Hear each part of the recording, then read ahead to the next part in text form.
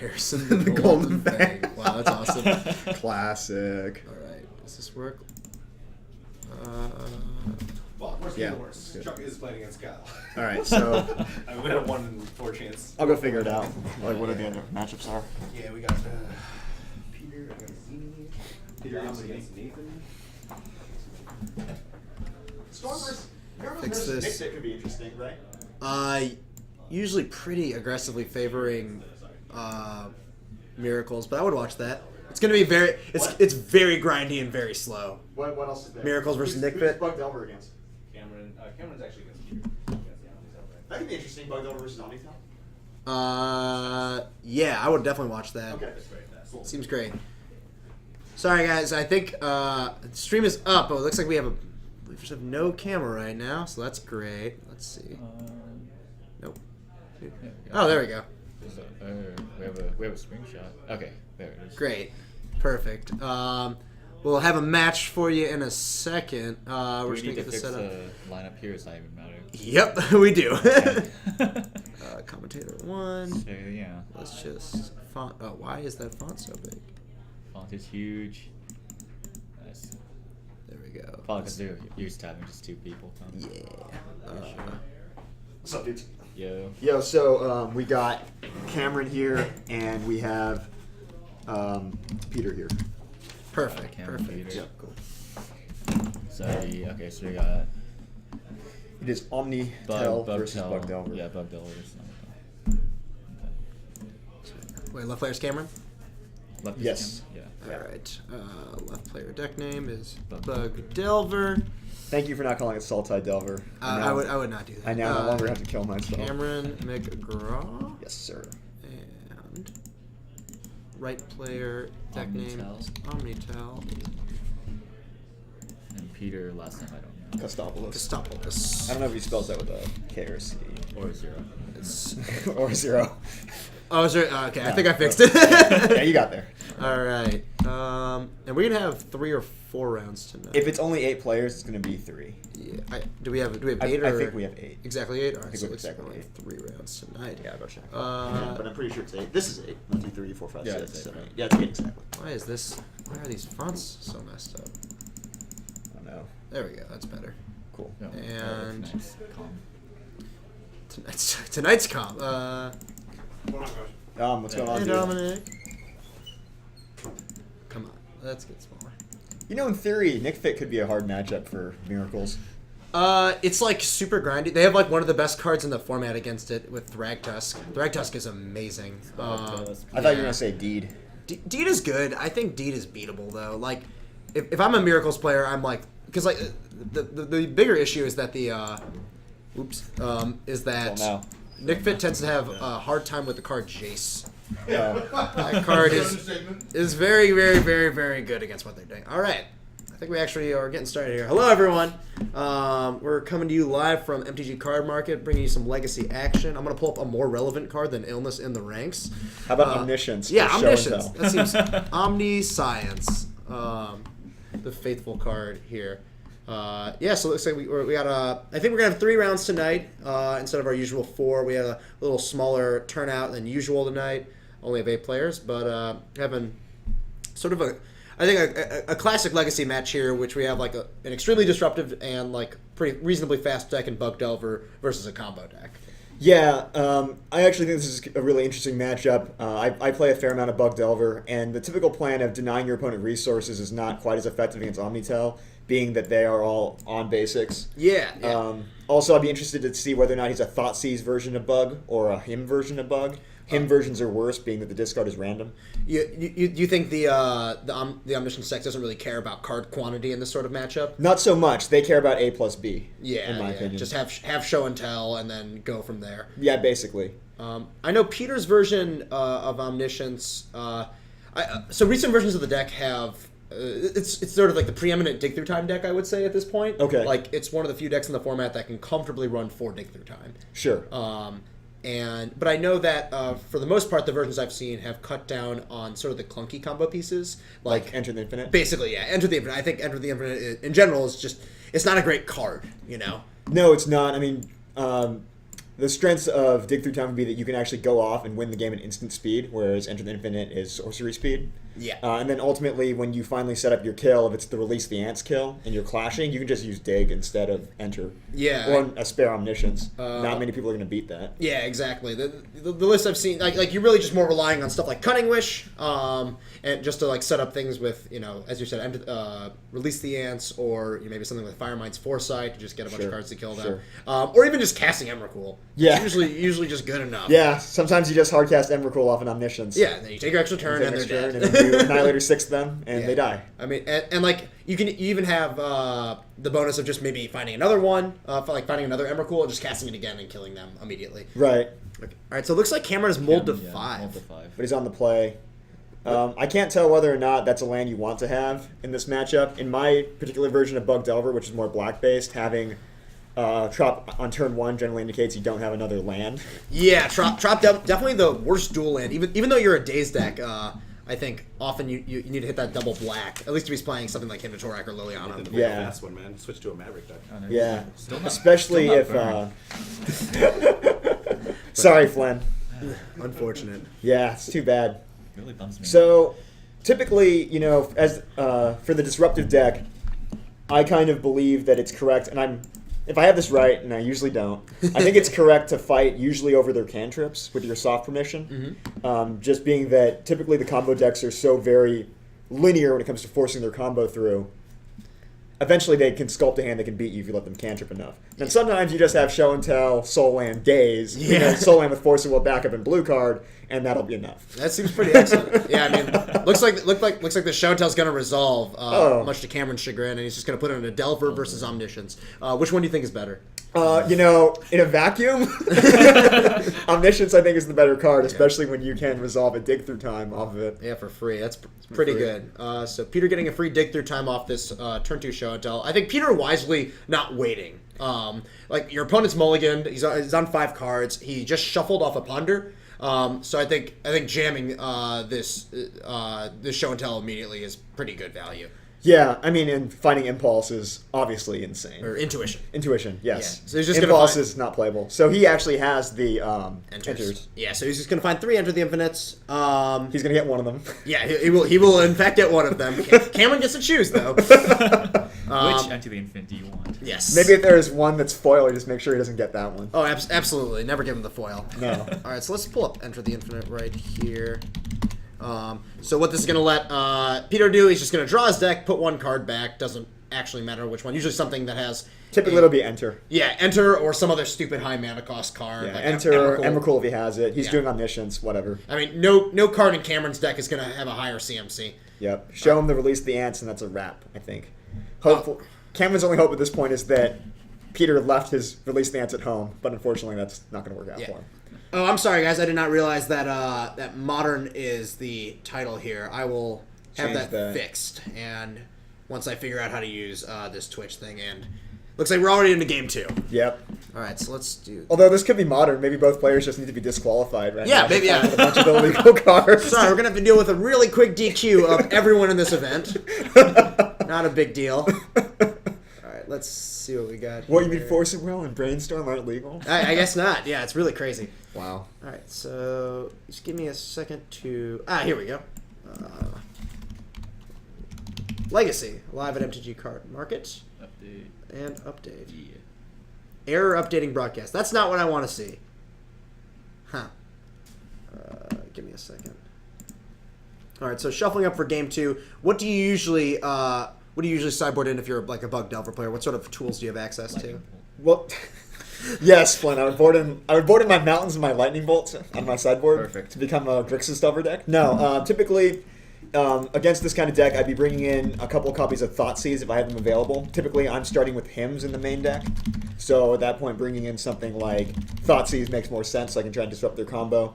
I have a fair amount of dead cards in the matchup. Game 1, those mainly being 4 Wastelands and between 3 and 5 targeted removal spells like Abrupt Decay, Yeah. and possibly Disfigure, Yeah. which just don't do anything. Yeah, all these creature removal spells are especially poor against this deck with roughly 0 targets. I also think that a card that destroys something with CMC less than 3 is not great against a deck that doesn't have any permanents with CMC less than 3. Yeah, it's true. It's not ideal, I would say. Yeah, so those typically become counter spells. I really like Envelop in this matchup. Oh, Envelop's a nice one. Envelop's insane. Just straight countering Show and Tell is really good. It's great.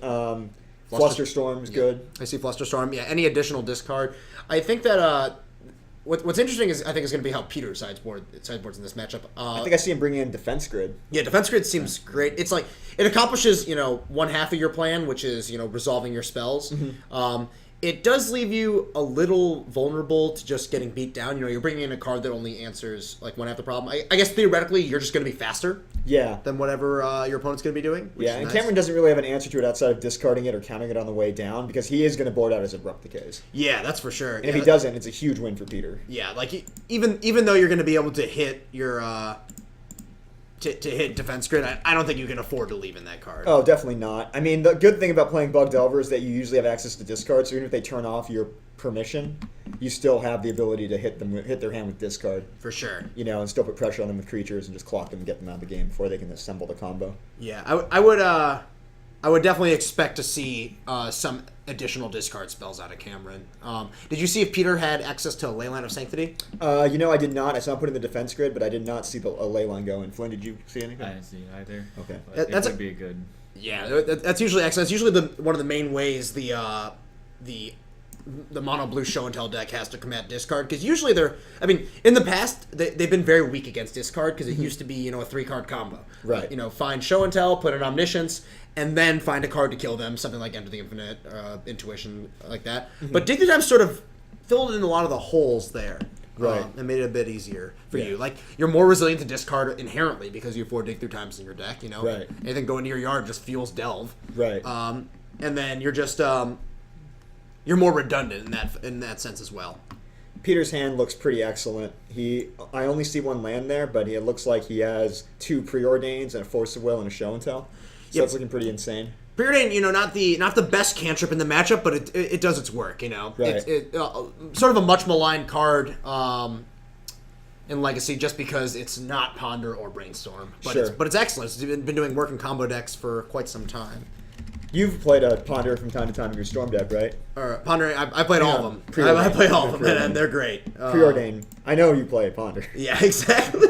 But yeah, they're all great. Preordain, it's gone in and out of style in Storm, but I generally wouldn't play the deck without at least 2 copies. You just need spells to go in your graveyard and need to filter as fast as possible.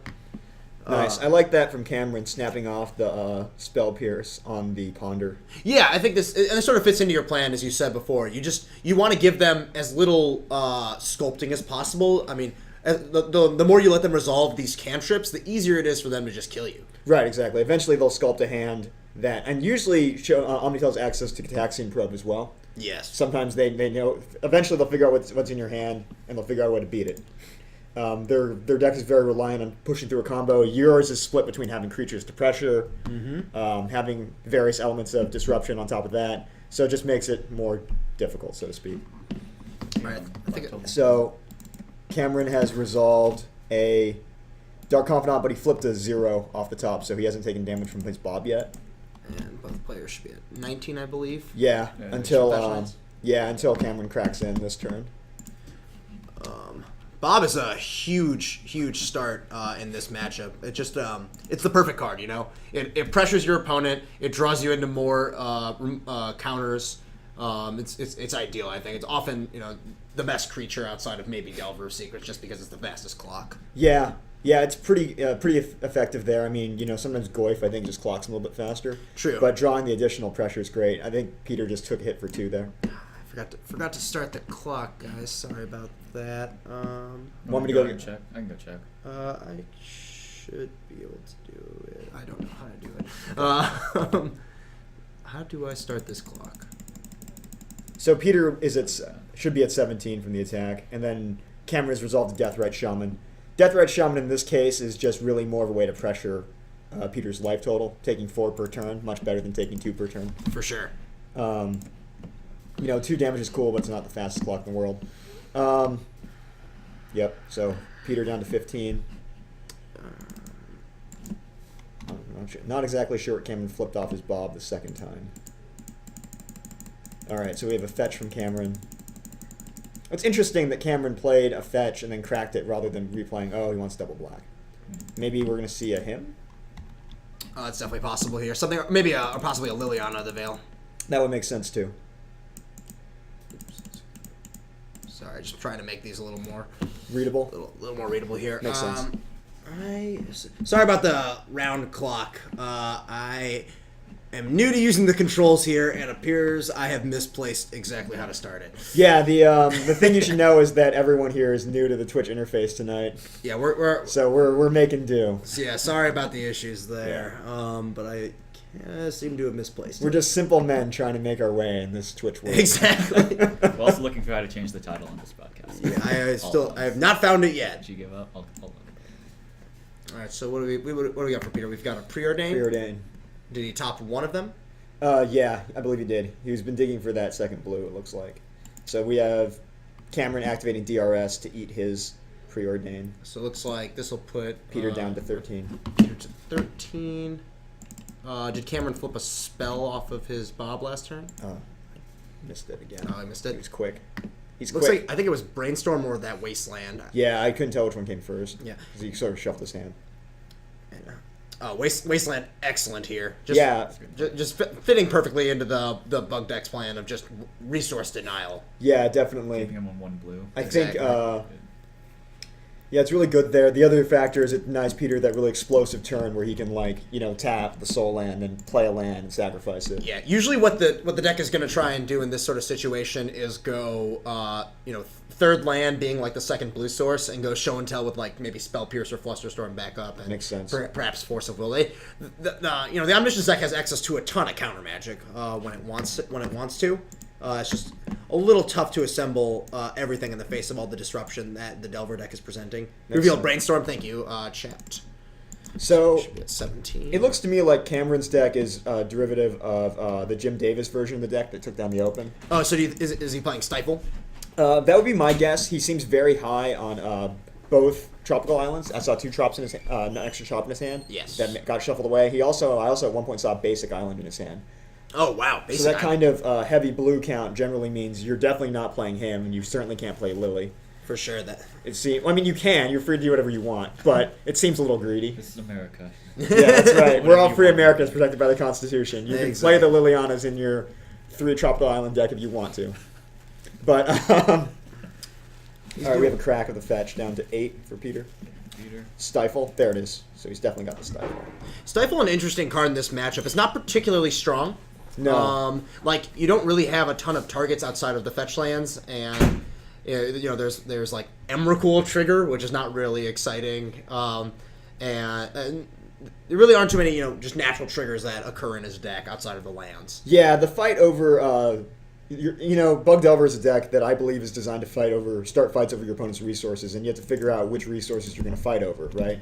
And the fight over mana, in this case, has been effective for Cameron. He's able to wasteland away the soul land. It's great for him. Mm-hmm. He's able to resolve a stifle on a fetch. That's great. But typically, mana screwing the Omnitel player is going to happen less often than mana screwing, say, a Deathblade player. Oh, for sure. Yeah, I mean, just because of the abundance of basic islands. Like, the basic island is, if Peter had just played a basic island, for the first 4 turns, this is a completely different game. Exactly. But exactly. instead, he's struggling to find his third mana. Yeah, so he has to fight over this stifle. And this is very awkward. Apparently, I missed a reveal of a daze earlier. Okay, so putting him down 2 more life points. And Cameron going to force back. Interesting. So he's identified that he has decided that he wants to fight over Peter's mana. That's the resource he wants to fight over this game. I think that's reasonable. It does look like Peter has a dig in his hand. So this is especially important that he fights over this land. If this Stifle does not resolve, Peter gets to get his 3rd land, which lets him dig through a Days. Through a daze, yeah. Yeah. And Peter's just gonna dig anyways. He's just gonna YOLO swag jam it. And Cameron's just is gonna daze this. I would say. He should snap that one off. I think if it he is still present. has. I know he shuffled off of his. I think we have Goblins here tonight. You know what? I think it resolved. All right. I think I suppose Cameron at one point shuffled off of a brainstorm. I think he did. He may Yes, have shuffled he did away that brainstorm, days. and he's cracked a number of fetches this game. Yeah, he may have shuffled away that days. So I'm not sure what Peter can get off of this. I see at least a ponder, a force of will, and a couple of cantrips, I mean, and another dig through. I know it doesn't feel good to take a land off of dig if it's there, but I think in this case he would be glad to. Yeah, for sure. Didn't look like. I mean, I think all of his all of his islands are white bordered. Uh-huh. Did you see if he took any I islands didn't. up there? No, I didn't actually see any islands in his dig. Looked like a lot of spells. Looks like a lot of spells. Yeah, and he's already played his land for this turn. He's going for the dream holes. I see. So the dig was in response to the stifle. Okay, so he's going to fight over the stifle. He was looking for additional blue card, I suppose. I think he found the force of will off of the Gotcha. off of the dig through time. All right, Okay, so that's going to resolve. He's going to get his basic island. Mm-hmm. And we're going to see what Peter can do from here. I'm assuming he has another cantrip at least to follow up with. We do not have any Belcher tonight, and we do not have any goblins. Almost no one plays goblins. Was there a Deathrite activation? Yes. And that's just going to be lethal. Yeah, it's going to be it. Exactly 4 more. All right. That was a quick match. Yeah. Get to reset these life totals. That's actually, that was a quick game, but now we are on to game 3. Yeah, we've had 2 pretty quick games here. That one was at least I think quite a bit more interactive than our first game of just turn 2 show until kill you. Yeah, the old mull to 5. I mean, it's hard. 5 have the cards. Mull to 5. At that point, you're just keeping any hand that has land in it. Absolutely. Like, show me any land. Like, yep, it's there. Good. And we're dead. Let me see if I can find this stinking clock. Where are you, clock? It's none of these buttons. It's not a plugin, is it? I'm not sure. Yeah, we've got a few mismatched basics, mismatched white bordered basics, just to add insult to injury Glad right you weren't there. watching on Monday, whoever you are, because you would have hated me. Yeah, Flynn was definitely playing a burn deck with 11 mountains I randomly grabbed from a box. Yeah, why not? We had some nice Ravnicas, some Khans of Tarkir, a couple of Favor Forge. Going as deep as we wanted to go, as sounds to me. Yeah. Sounds delightful. None Yeah. of them matched. It was bad. It did not look pretty. No, it wasn't great. Oh, I see nothing wrong with that. Let's see if we could. Trying to pull up the. The old Twitch account. Yeah, just trying to figure out how to actually mess with the overlay here. Yeah, it's going to be a bit of a learning process for us. Sorry if there's the glare has been an issue. It looks like we've been able to still interpret with the cards, which is great. Yeah, it hasn't been that bad. Yeah. Apparently, at least from my perspective. Here. Yeah.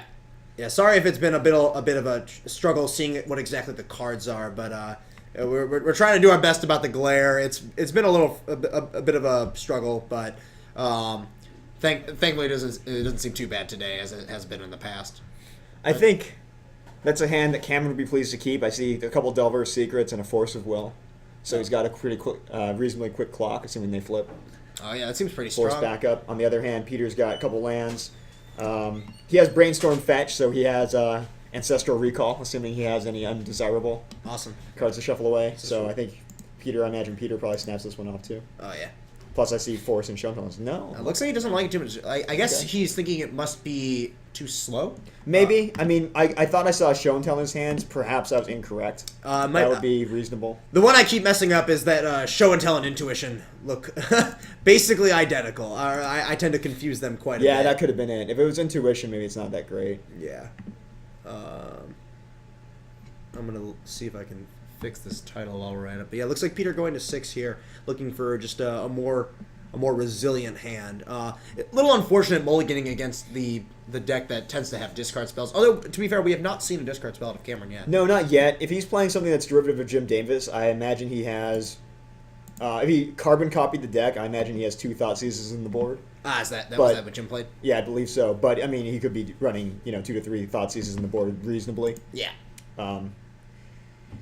But, I mean, fortunately, reduction of resources via, Hymn to Torok doesn't seem terribly likely. So this one actually has 2 Force of Wills, Ancient Tomb, Fetch Land, Preordain, and one other card I missed. So it's going to fetch All right. into 19. I imagine this is a Preordain.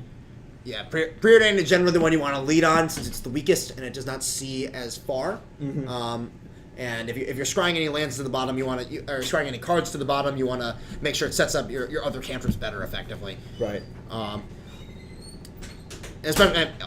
Especially because you're only really sequencing it above Ponder. most of the time. Right. Oop. Peter accidentally dropping a Force of Will, letting Cameron know what's up, leading with this preordain. Let's see what he does. Just a show of strength. Yeah, the mind You games. know? Looks like he topped both. Pretty good. He's pleased with both of those. Did you happen to catch the card that he drew? I didn't. He It looks drew like a ponder off the top. I imagine he has a good card, one down. The great place for your cards to be against a deck that could have discard is on top of your deck. Yeah, perfect spot. The best show and tell is the one you top deck, as they say. Alright, so what do we have going for Cameron? Looks like he fetched up, I'm assuming, an Underground Sea? Yeah, it looks to be an Underground Sea. Yes. This could be... I see a True Name in his hand. I think I see a Thoughtseize coming. There we go. There's that Thoughtseize. Yep. And now Peter has to decide if he wants to Force of Will this. I'd be surprised. He does have the Ancient Tomb, so there's the possibility he has a turn 2 kill. No. But looks like not. So if I'm Cameron, you gotta assume that Show and Tell's on top, right? Yeah, I mean, I think the... yeah, most likely. I mean, it looks like that's what Peter's setting up for, especially since he went top. So at this Yeah. point, it becomes an interesting question of what do you fight over. Now you know he has 2 Force backups. Yeah. I mean, I think if I'm in Cameron's seat, Yeah, take I- the Omniscience. yeah, I think Omniscience is the correct take if you Right. see Peter top. Like I think the things he would leave on top there are basically things that kill you. Yeah, exactly. To go along with that, and that's might as well take one half of the combo. Right.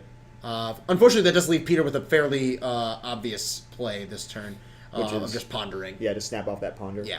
And Peter correctly, I think, playing the Ancient Tomb first, just playing around Daze. Sure, that makes sense. I No, mean- no reason to get Dazed for no reason there. Yeah, and it's the last cantrip he has left. So in his hand right now. Yeah. So it makes sense to snap it off. Unless he drew a preordain, which he might have. I believe I did not see the card that he left on top from that, but I'd imagine it was Peter likes it. the aforementioned Show and Tell. Can't be happy to see that if you're Cameron. No, definitely not. And it looks like Peter has a dig through time that he picked up either from the Ponder or from the I card believe from he had the his dig in deck. his opening hand. I think that was the card I missed. Oh, was it dig? I Okay. think it was. I could be incorrect though. All right, so So Cameron's down to 16. Doing Peter's job for him. Who's the beatdown now, Cameron? hard to decide. I gotta say, I'm still gonna think that Cameron's gonna be the one focusing on damage output here. It's an interesting assumption. Hey man, this is now we're almost down to 1 Emrakul here. you gotta keep out of that range. Stay above 15. Yeah, exactly. Because you never know. You might get them on the crackback. Exactly. I actually would love to get an Emrakul player on the crackback by stifling their Annihilator trigger. Would be certainly surprised. That would be a dream for me. That's Oh my right up there God. with stifling a World Gorger Dragon leaves play trigger. Oh, I think that feels pretty excellent. You can leave your permanents out of it. Exactly. All right, so it looks like Peter are going to get a preordain here. This will mean that he gets to... He knows one of the cards on top of his library, and it looks like he doesn't like that, and there looks to be a second Ancient Tomb. I think he's just looking for second blue at this point That makes sense. to resolve that dig through time. Yeah, exactly. Ancient Tomb coincidentally helping him play around Spell Pierce here, which is pretty nice. Yeah. Cameron fails to flip his Delver here, but he does find a Wasteland. You gotta be pleased with that. Yeah. Peter, Shocking himself. I can't imagine he is. I don't think he would just float I mana. think he thought the better of it because the reflex when you do it is to float mana. When someone wastelands you, is you want to float mana. Yeah, But then taking 2. shocking yourself seems a little loose, right? I'd agree. Yeah. Sorry. It's interesting that Cameron's deciding to play the basic island. I've always found that my mana base when I play Bug is sufficiently greedy that I can't afford to run basics. But maybe I'm wrong. If he can, that's sweet. Yeah, I agree. I tend to see. Ooh. I tend to think that these Delver decks don't really have room for basics. You're pretty pressed on colored mana. So Cameron just gonna let that Force of Will resolve. That would, if I'm Peter, that would mean that Cameron doesn't have a counter spell. 'Cause Right. I think he would fight over that bomb. But it looks Yeah. like he does have a has Force a of Will. Force. Maybe Yeah. no second blue card. That's definitely possible. Ooh, Cameron does not flip his. Oh no, he had Delver. He does have Delver. I think he's Okay. just deciding that there's just more important things to go on, and I think he doesn't want to. If he thinks that one card that Peter left on top of his library was a Show and Tell, I think he just doesn't want to be cold to it. Right, and his hand is actually very threat dense. He has Bob, and also I saw another Delver, which I think is at this point just blue card for Force of Will. Yeah, definitely. Or actually, he has a True Name Nemesis as well, which I think is an even better blue card for Force of Will. Yeah. All right, so Peter going to respond to this Dark Confidant with a Dig Through Time, and Cameron's going to Force of Will that. I don't know what he pitched, but I imagine it'd be True Name Nemesis, right? Yeah, I'd imagine so. Since it deploys for 3 mana and attacks for the same power as Delver. For sure. All right, Peter going to draw a Brainstorm and cast it immediately. Looks like he sees Island, Omniscience, and I believe that's Intuition. Yeah, I think so. He's still a little far off from being able to just straight kill Cameron here. He needs, if he finds the show and tell, he still needs to get the Omniscience. Oh no, he has Omniscience in his hand. Yeah. But he will need that sort of third card, as we talked about, either Enter the Infinite or Cunning Dig. Wish or something like Yeah. that. Dig through time.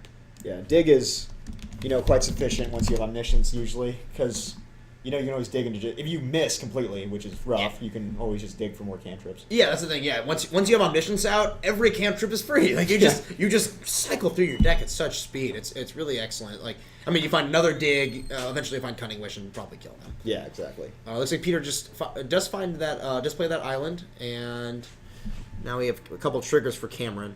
So he's gonna look at the top card and reveal it to Bob. That makes sense. Stacking his triggers correctly so that he doesn't reveal multiple cards to these triggers. Mm-hmm.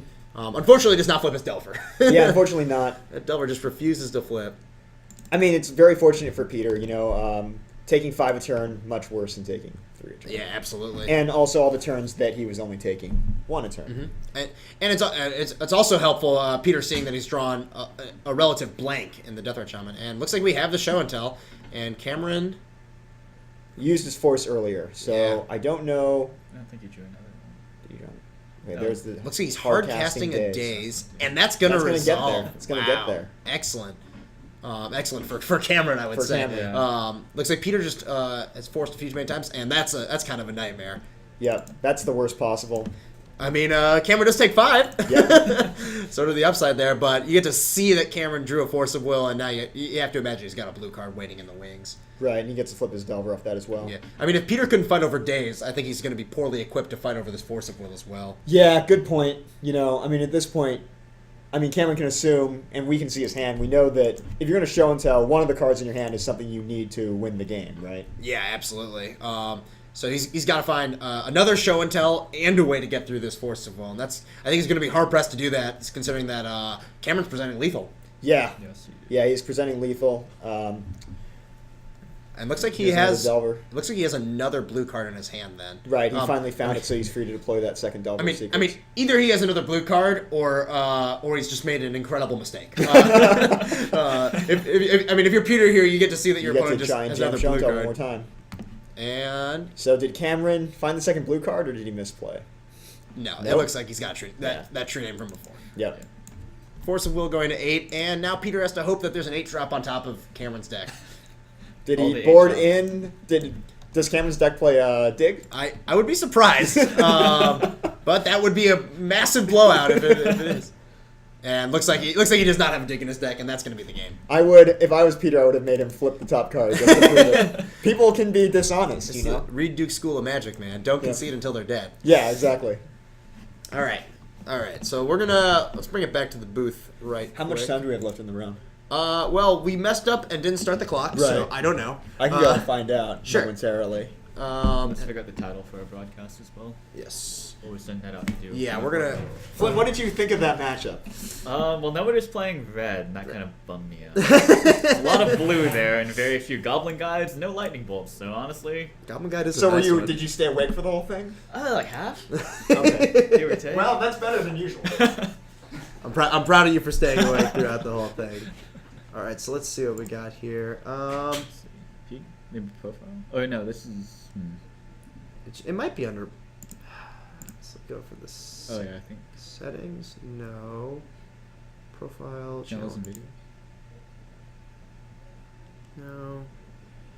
Sorry, we're gonna try and figure out exactly how to change this the Twitch here. Although it looks like we are logged in as Mark. Why are we logged in as Mark? Mark isn't even here. Twitch.tv/WUBRGxyz. Oh, oops. I misspelled that. WUBRG. Well, this is wrong.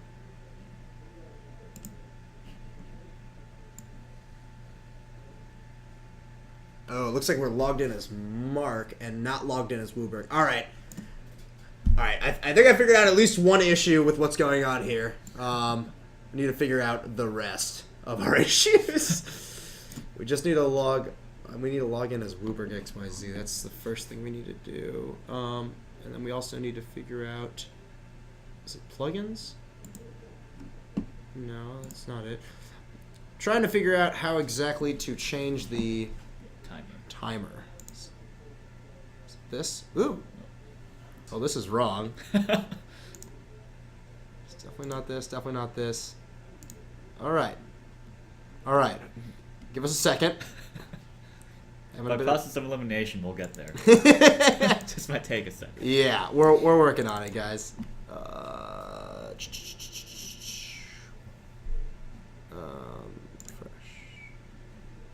Okay. Beta Counterspell, just want to thank you for following, helping us out here. Appreciate it. Sorry, we're having a bit of technical difficulties here. Is there any decent parking near MTG Card Market? It's basically just street parking around here. It's not terrible though. After a certain point, it's free. I think it's just all metered. How much time do we have left in round? About 18 minutes. Okay, So right now, the only games that are ongoing are, it looked like Ascendancy Combo versus Miracles was in the middle of the game, but they didn't really want to be on camera. And then the same with Maverick versus what appeared to be Esper Stoneblade. Okay. They were going to game 3, but they weren't interested in being on camera. So, unfortunately. And then Nick Fit lost to Dredge. Okay. Nick Fit did lose to Dredge. Yeah, so Kevin's on Dredge, not Storm, apparently. Interesting. Nick Fit, I think, is going to have a tough time in that sort of matchup. I mean, they have like turn 1 Death Rat Shaman and maybe turn 2 Scavenging or something like that. They're just but, an uber fair deck, right? Yeah, they're as fair as they come. Yeah. But let's see what we got here. All right, I'm still trying to figure out a few of these settings.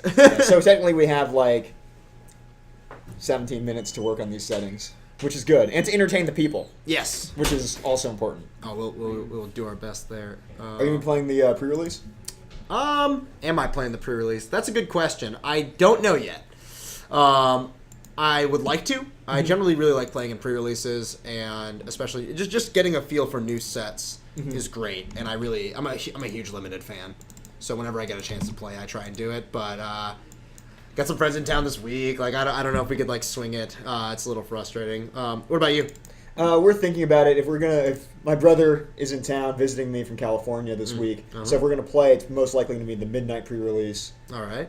If possible. So I need to talk to the store here, see if they do a midnight. If they do, I believe they do. I believe they do. Might try and get some tickets today after I finish up commentating. Yeah, it's always fun playing at pre-releases. You just you have to like figure out how good a bunch of cards that you have no idea how good they are, and that's pretty exciting to me. I really enjoy doing that. Especially from just understanding limited perspective. Like one thing I tend to do is I will build my deck, and then like 2 weeks later or so, I'll go back and see how I built it and see just how many ways I completely screwed it up. Because there's like 10 ways. Like I look and see that I'm playing like 5 completely suboptimal cards in my pool just because I don't know I didn't know what I was doing at the time. Oh, I think all right, I want to just see how something's configured here. All right, so there's us. I want to see how this is configured. Makes sense. All right. So, hey, Peter. What's up, man? Where did I misplay? I don't think you did. I don't think so. I mean, just like Because rough. think about me digging to counter that stifle, spending 2 force wills on that land. It was a lot of force of wills on a basic land. Yeah. But also, you got to resolve I had dig to. through time, I had which is good, right? Yeah, your lands are pretty important. Hold on, we're still trying to figure out. I mean, it how to looks get Shout this out to right. Marcus Jackin in the chat. You're a chode. No Oh, offense. get out of here! You're kicked out. Inappropriate language. Yeah, I think, it might have looked rough on camera, but like the truth of the matter is he was really starved on mana that game and he really needed that third land. Yeah. And on top of that, he got to resolve dig through time. So, I mean, dig through time is getting your dig, getting to resolve dig seems pretty important to to winning in any of these sort of matchups. yeah, so the fact that you get to resolve a dig and you get to get your land, like, it worked out for him. It just, he was just kind of not able to really assemble the combo and play around all the counter magic. Yeah, absolutely. It just seems all the disruption that he was being pushed through was just really frustrating. All right, so this is us for now. We are not Ryan Zay and Sidney Rubin. But None of those things are true. I'm just trying to figure out how to do this. Okay. All right, so I'm gonna put this here. If you pay me enough, I'll be whoever you want. Sorry, guys. We're having a bit of technical difficulties. This is the first time I've run this, and I'm not great at it, apparently. Also, I don't think that we have Geist Twin versus Gibbstron. Yeah, none of this is true. None of these things are accurate. All right, so look at these numbers for me, and let's just memorize them real quick. Okay. Those are some numbers. Those are numbers, Those are and numbers. now we want these numbers to be the same. They don't look different. Yeah, same webcam, clearly. Let's just refresh. Huh. Interesting. Edit scene. Everything I do fails. Yeah, they're not about letting you click on those buttons down there. I'm sorry, Sydney. I did not mean to impersonate you. That was a mistake. I'm trying my best. This is apparently we're just booth-wise technically challenged today. I actually fear all technology. Yeah, we want to make sure that Ned avoids computers as often as possible. Which is really sad because I'm a software engineer in my day-to-day job. Yeah, I do exactly. incredibly poor one. Like, hey Ned, are you gonna type today? I'm like, no, the keyboard freaks me out. Yes. I would like to avoid this keyboard as often as possible. I'll just write my code on this typewriter and submit it to you later. Right up by hand. write it out on typewriter. I gotta test that net. I don't know. I don't Yeah. know. Yeah, Ned actually doesn't code in like C++ or anything like that. He just writes things on napkins. It's so beautiful. I'm like John Nash in A Beautiful Mind. Very talented, I would say. I just hand them the napkin. They're like, is this going to work? I'm like, oh, it'll work. Yeah. I have foreseen it. Hey, Chuck, do you know how to log in as WUBRGxyz? Because I don't have the login details. Are we streaming? Yeah, we are. We are Alright. definitely streaming. We also don't know how to put ourselves on the camera, which is great. Nope, not working. That's not working. Nope. Wait, no, we Try tried that clicking. Scroll. Scroll what? I also don't know how to start the clock. That's a different program. Okay. Oh. There's a different program? What is button. this? Why don't you come What over is here? this witchery? I'm tagging you in, Chuck. All right. Here, let me do Oh, goodness. shenanigans. All right, So that works. that works. I just rely on Chuck for all aspects of my life. Booth works. That camera works. All right. Yeah, the camera works. It's just not Yeah. showing up. That's super weird. Maybe the scene's just in the wrong place. Yeah. It works there. It'll There it show is. us up. Here we are. All right. Except I'm not right. We screwed it up. No, I just went back to that. No, Yeah. that's what we figured out is that you can switch to that, and it'll be the wrong overlay. That's fine. You can just adjust the names over here Okay. for now. It is a fix. This Yeah, is the fix that we'll take. What does this one do? I don't know. Even older. No, that's newer. Oh, it's newer. Okay. Yeah. And that's the desktop. All right, we don't want to show the desktop. Nope. All right, we're gonna leave it on that for now. That being said, let me text Mark. Yeah, we don't have the login details, which is. Are you already logged into the Moobot? I think we're logged in. Look, I think we're logged in as Mark, not logged in as WUBRGxyz. Streaming is hard. Yes, This is what we've learned. but this is live. Yes, it is. Yeah, it's fine. Don't worry about it.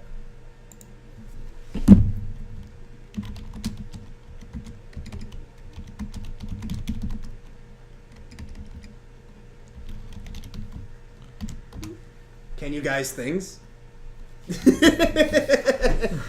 you guys things? What- See? All right. What are you guys seeing? Right. Well, I want to make sure you guys are seeing the right thing. I mean, Yeah. if you see this, you see us clearly. Do. That's life total. Wait. Good.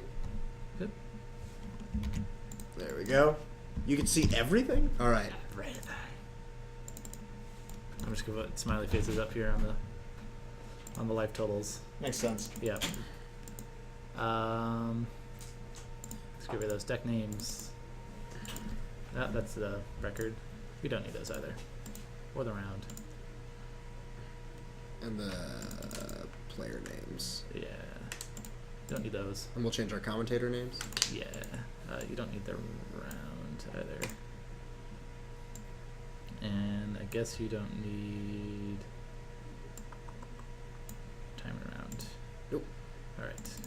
commentators. Yeah. And just switch back and forth between the scenes. Do you know how to start the round clock? Yeah.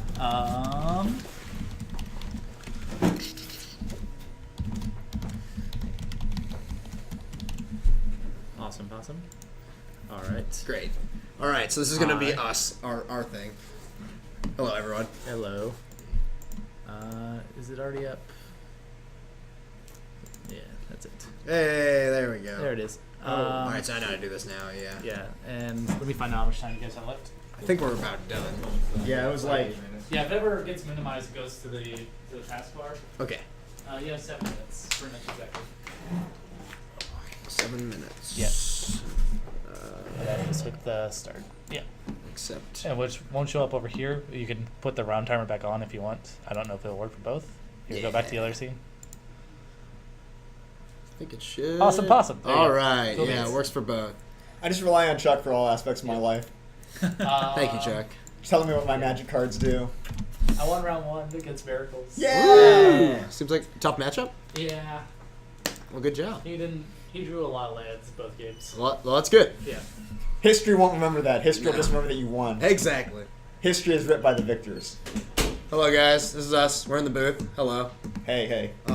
Looks like we figured out a modicum of the technology around us. A little bit. You asked me about The important thing is that I had to touch things as little as possible. Oh yeah, it worked out So just that I fine. wasn't overwhelmed by intense, blinding fear. Yeah, it is terrifying. There is we have at least a couple more rounds. We're working on the stream title. That is our next project. We need login information that we don't have. Yeah, that's Yeah, I believe that's the case.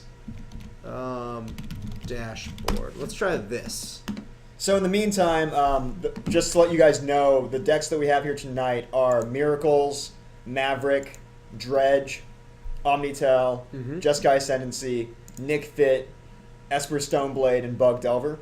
So we just watched Omnitel versus Bug Delver. If you guys have any preference or like interest in any of the particular decks that are left over for the next round, like shout out to us in the chat. Let us know what's up. Yeah, just let us know what you want to see, and we'll try and get it on camera.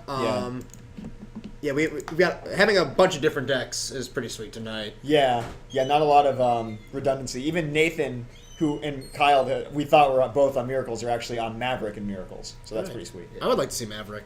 Yeah, I'm you a wanna see big, Maverick? I'm a big fan of Maverick. It's just we like have Mavic and Dredge boats. that's sweet. That's like a man. That's a tough matchup for Dredge. Yeah. That Dredge has a tough time beating the card Thalia. I do not want to play against yeah. Maverick. Maveric's sweet. I don't play against Dredge right now either. I'm missing 3 surgical extractions from my sideboard. That's Ooh. difficult. Yeah, that sounds rough. Do we? Can you text Mark and ask him what the login information is Yeah. for the Twitch channel? Thank you. Someone top post is him. Yeah, we all. Yeah, I don't want to keep. Well, I want to be able to change the name of the. I figured out how to change the name. All right. Yeah. Good news, guys. We're not going to be modern anymore. I just need the login information. I can fix that. Yeah. Right.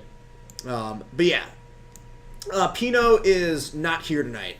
He would be playing likely some deck resembling Maverick if he was. Well, he's been on actually like yeah. Rug Stasis for the last like 2 weeks. Well, he's like gone back and forth on like Banter Rug. It's just like a Yeah. crazy stasis deck that's like based around the Return of Forest Elves. yeah, Queen Elves and Fairies, Ranger and Squib Ranger. Super Ranger. Yeah, he is. He is in chat. There he is. Yeah. Ned leads 2. Thank you for following. Appreciate that as always. But yeah, Greg Stasis deck is crazy. I saw he was playing like Dak Faded on Monday and doing all sorts of crazy stuff with it. Likely, I'm assuming he's been playing Ral Zarek. I think. I think he wasn't originally, and then he added it. Yeah, it's just such a strong synergy with Stasis. Yeah, that it's it's- just insane. It's Makes sense, the makes a sort lot of of sense. perfect card to go along with Stasis. Just locking people right out of the game. Yeah, just rouse Eric Stasis in the tears of your opponents. What more do you need in life? Fantastic. You know? Oh, I love it. So what did Maverick play against in the first round? Esper Stoneblade? Esper Stoneblade. Oh, that's a very close matchup. That's It is. incredibly Super incredibly grinding. They were going into game 3. They just didn't want to get on camera. But yeah, we'll see how the result of that match goes, and we'll see if we can get Maverick on camera. I know I definitely want to see it. Maverick is like a deck that I really hated originally because it was just like I just sort of saw it as a doofy green white creature deck, and then I played it once. And I was like, oh my god, this deck is hard. Every single turn, you search your library for something, basically. Like Right. whether you're fetching, you're green sensing a thing, you're Knight of the Reliquarying, or something like that. You're always searching your library, and your mistakes are very costly because you're playing a green-white creature deck. Yeah, that makes sense. I mean, my brother here was interested. I was looking at a Bant Stoneblade list at top that won an SCG Premier IQ recently, and the deck just looks insane. Like it has, all the good stuff you expect from a blue deck: Brainstorm, True Name, Yep. a fair blue deck: Sure. Brainstorm, True Name, Force, and a couple Dazes because you can wasteland people out of the game with Knight of the Reliquary. Yeah. And on top of that, it has the Green Sun Z in the package. Yes. And then all the value creatures you'd expect. You got your Scavenging Ooze, you got your Knights, you got your Gaddock Teague. And, it just looks like an insane toolbox deck, basically. Yeah, I mean, and that's sort of like the benefit of playing these, green, sort of more green-white based fair decks, like these Knight decks, basically. Along with just having, Knight of the Reliquary, which, even though, we're in a world of... we're in a world of abrupt decay where you can answer things a lot more easily. It's just it's still such a beating. It's so big. Yeah. Knight is huge. Back when Legacy was sort of ruled by the Rug Delver versus Maverick sort of thing, where those were the two preeminent decks. It was just all about Knight dominance. Right. It's like the Rug deck would just have to try their best to keep the card Knight of the Reliquary from resolving because it was bigger than everything in the deck. Green Sun for 3? No, Yeah. absolutely not. It's like, all right. Turn 1, Noble Hierarch, Knight of the Reliquary. All right, force it. All right, turn 3, Knight of the Reliquary, force it. So, all right, Zenith for 3. Ah! There's always have it. They always get there. But it's sweet. I love it. I like Greg's. He plays Junk Maverick usually. I like his Junk Maverick deck as much as anyone can, being OX against it. Yeah, I have never beaten it. And Greg was just like, my deck is just a pile of good cards. Yeah, that's the your thing. Ponders eventually start hitting other Ponders and Dazes and Hymn to Thorax. I just hit Siege Rhinos and Umazawa's Jites and Scrib Rangers. Yeah, exactly. Do you ever watch someone equip an Umazawa's Jite to a Siege Rhino where you're playing Bug Delver and your removal's Abrupt Decay? You feel like throwing up in your mouth. Yeah, you just you've already abrupt decayed multiple nights, and then they finally put a GT out, and you're like, oh my god, I can't. Here's keep up with this. I can probably race that, and then they jam Siege Rhino, and I'm like, I can no longer race that. Yeah, I mean the whole philosophy behind the deck is that you want to present as many must-kill threats as possible, between the knights, between Thalia and stuff like that, just to overwhelm the removal of a lot of fair decks, like all the Delver decks basically. Yeah, and essentially even the cards that are kind of blanks against me, in game 1, I don't have any targets that are good targets for Kasali Pride Mage, but the Exalted trigger is still a big deal. Yeah, they just still beat down, and just making it really awkward to block against you, especially because their creatures are big. Yeah. It's huge. That was a big thing when Scavenging Ooze came out. Is that all the Maverick decks? I remember they used to play very small numbers of Tarmogoyf, and then Ooze came out and they just disappeared completely because you just rather have the better, more terrifying creature in the late game. Right. It's just going to be the card, Knight of the Reliquary and Ooze are just going to get way bigger than any Goyfs that you're going to present, way bigger than anything anyone's going to give you on the ground. Yeah, and they get the side benefit of controlling your opponent's Goyfs. Yeah. When someone, when Pino would, Green Zenith for 3 or, cast a Scavenging Ooze, I know my Goyfs are on a clock at that point. Exactly, right? and they're not going to stay the size they are, 4 or 5 now, great. They're not going to stay that way. And the life gain is relevant. It's very relevant, yeah. So it looks like the clock is up. I'm going to go out and see what our pairings are and see what we can get. It looks like people are asking for Maverick. Yeah, I'll see Maverick on camera. I will try my best to get Maverick on. Take your seat. Yep. So what's going on, chat? Hate Black Vice. All Stasis lovers petition for Black Vice to be unbanned. Change.org. In other words, submerge it. Interesting. I don't know. I mean, I feel like Black Vice is kind of a relatively safe unban in Legacy. I don't think it would be that format breaking. Of course, I haven't played against a Stasis deck with that in it, so maybe I'm incorrect. Maybe I would just cry. That'd be horrible. Wouldn't be the first time. I don't want to talk about that, Flynn. Fair Thanks, enough. though. Thanks for Nice. airing that on the internet for me. I appreciate it. I just thought that we should connect with the people on the personal level. That would help. Gotcha. So, Flynn, what are you going to do now that there's no burn? Frankly, I'm really sad. I was hoping that Nathan would step up and Play some burn. He's playing Maverick. Yeah, he played Miracles on Monday. I was hoping that after my stellar performance, having no idea what was happening, that he would want to go back to playing burn, but guess not. playing Maverick. Well, it's very inspiring watching you lava spike people for infinite. It's not Ready for the infinite mind straight twist unbanned. Yeah, that would be it would be something. That's for certain. I haven't yet been multiple dark ritual into mind twist yet. It would probably be horrible, but sure. I prefer cards in my hand, but that's just me. Yeah. Well, I mean, maybe you should switch to dredge. And mind twist works in your favor, right? Yeah, I mean, I guess so. You got. Maybe we can get Dredge up on the camera for game 3. That guy, he knows what's up. Kevin, shoutouts to Kevin, resident dredge player in the house.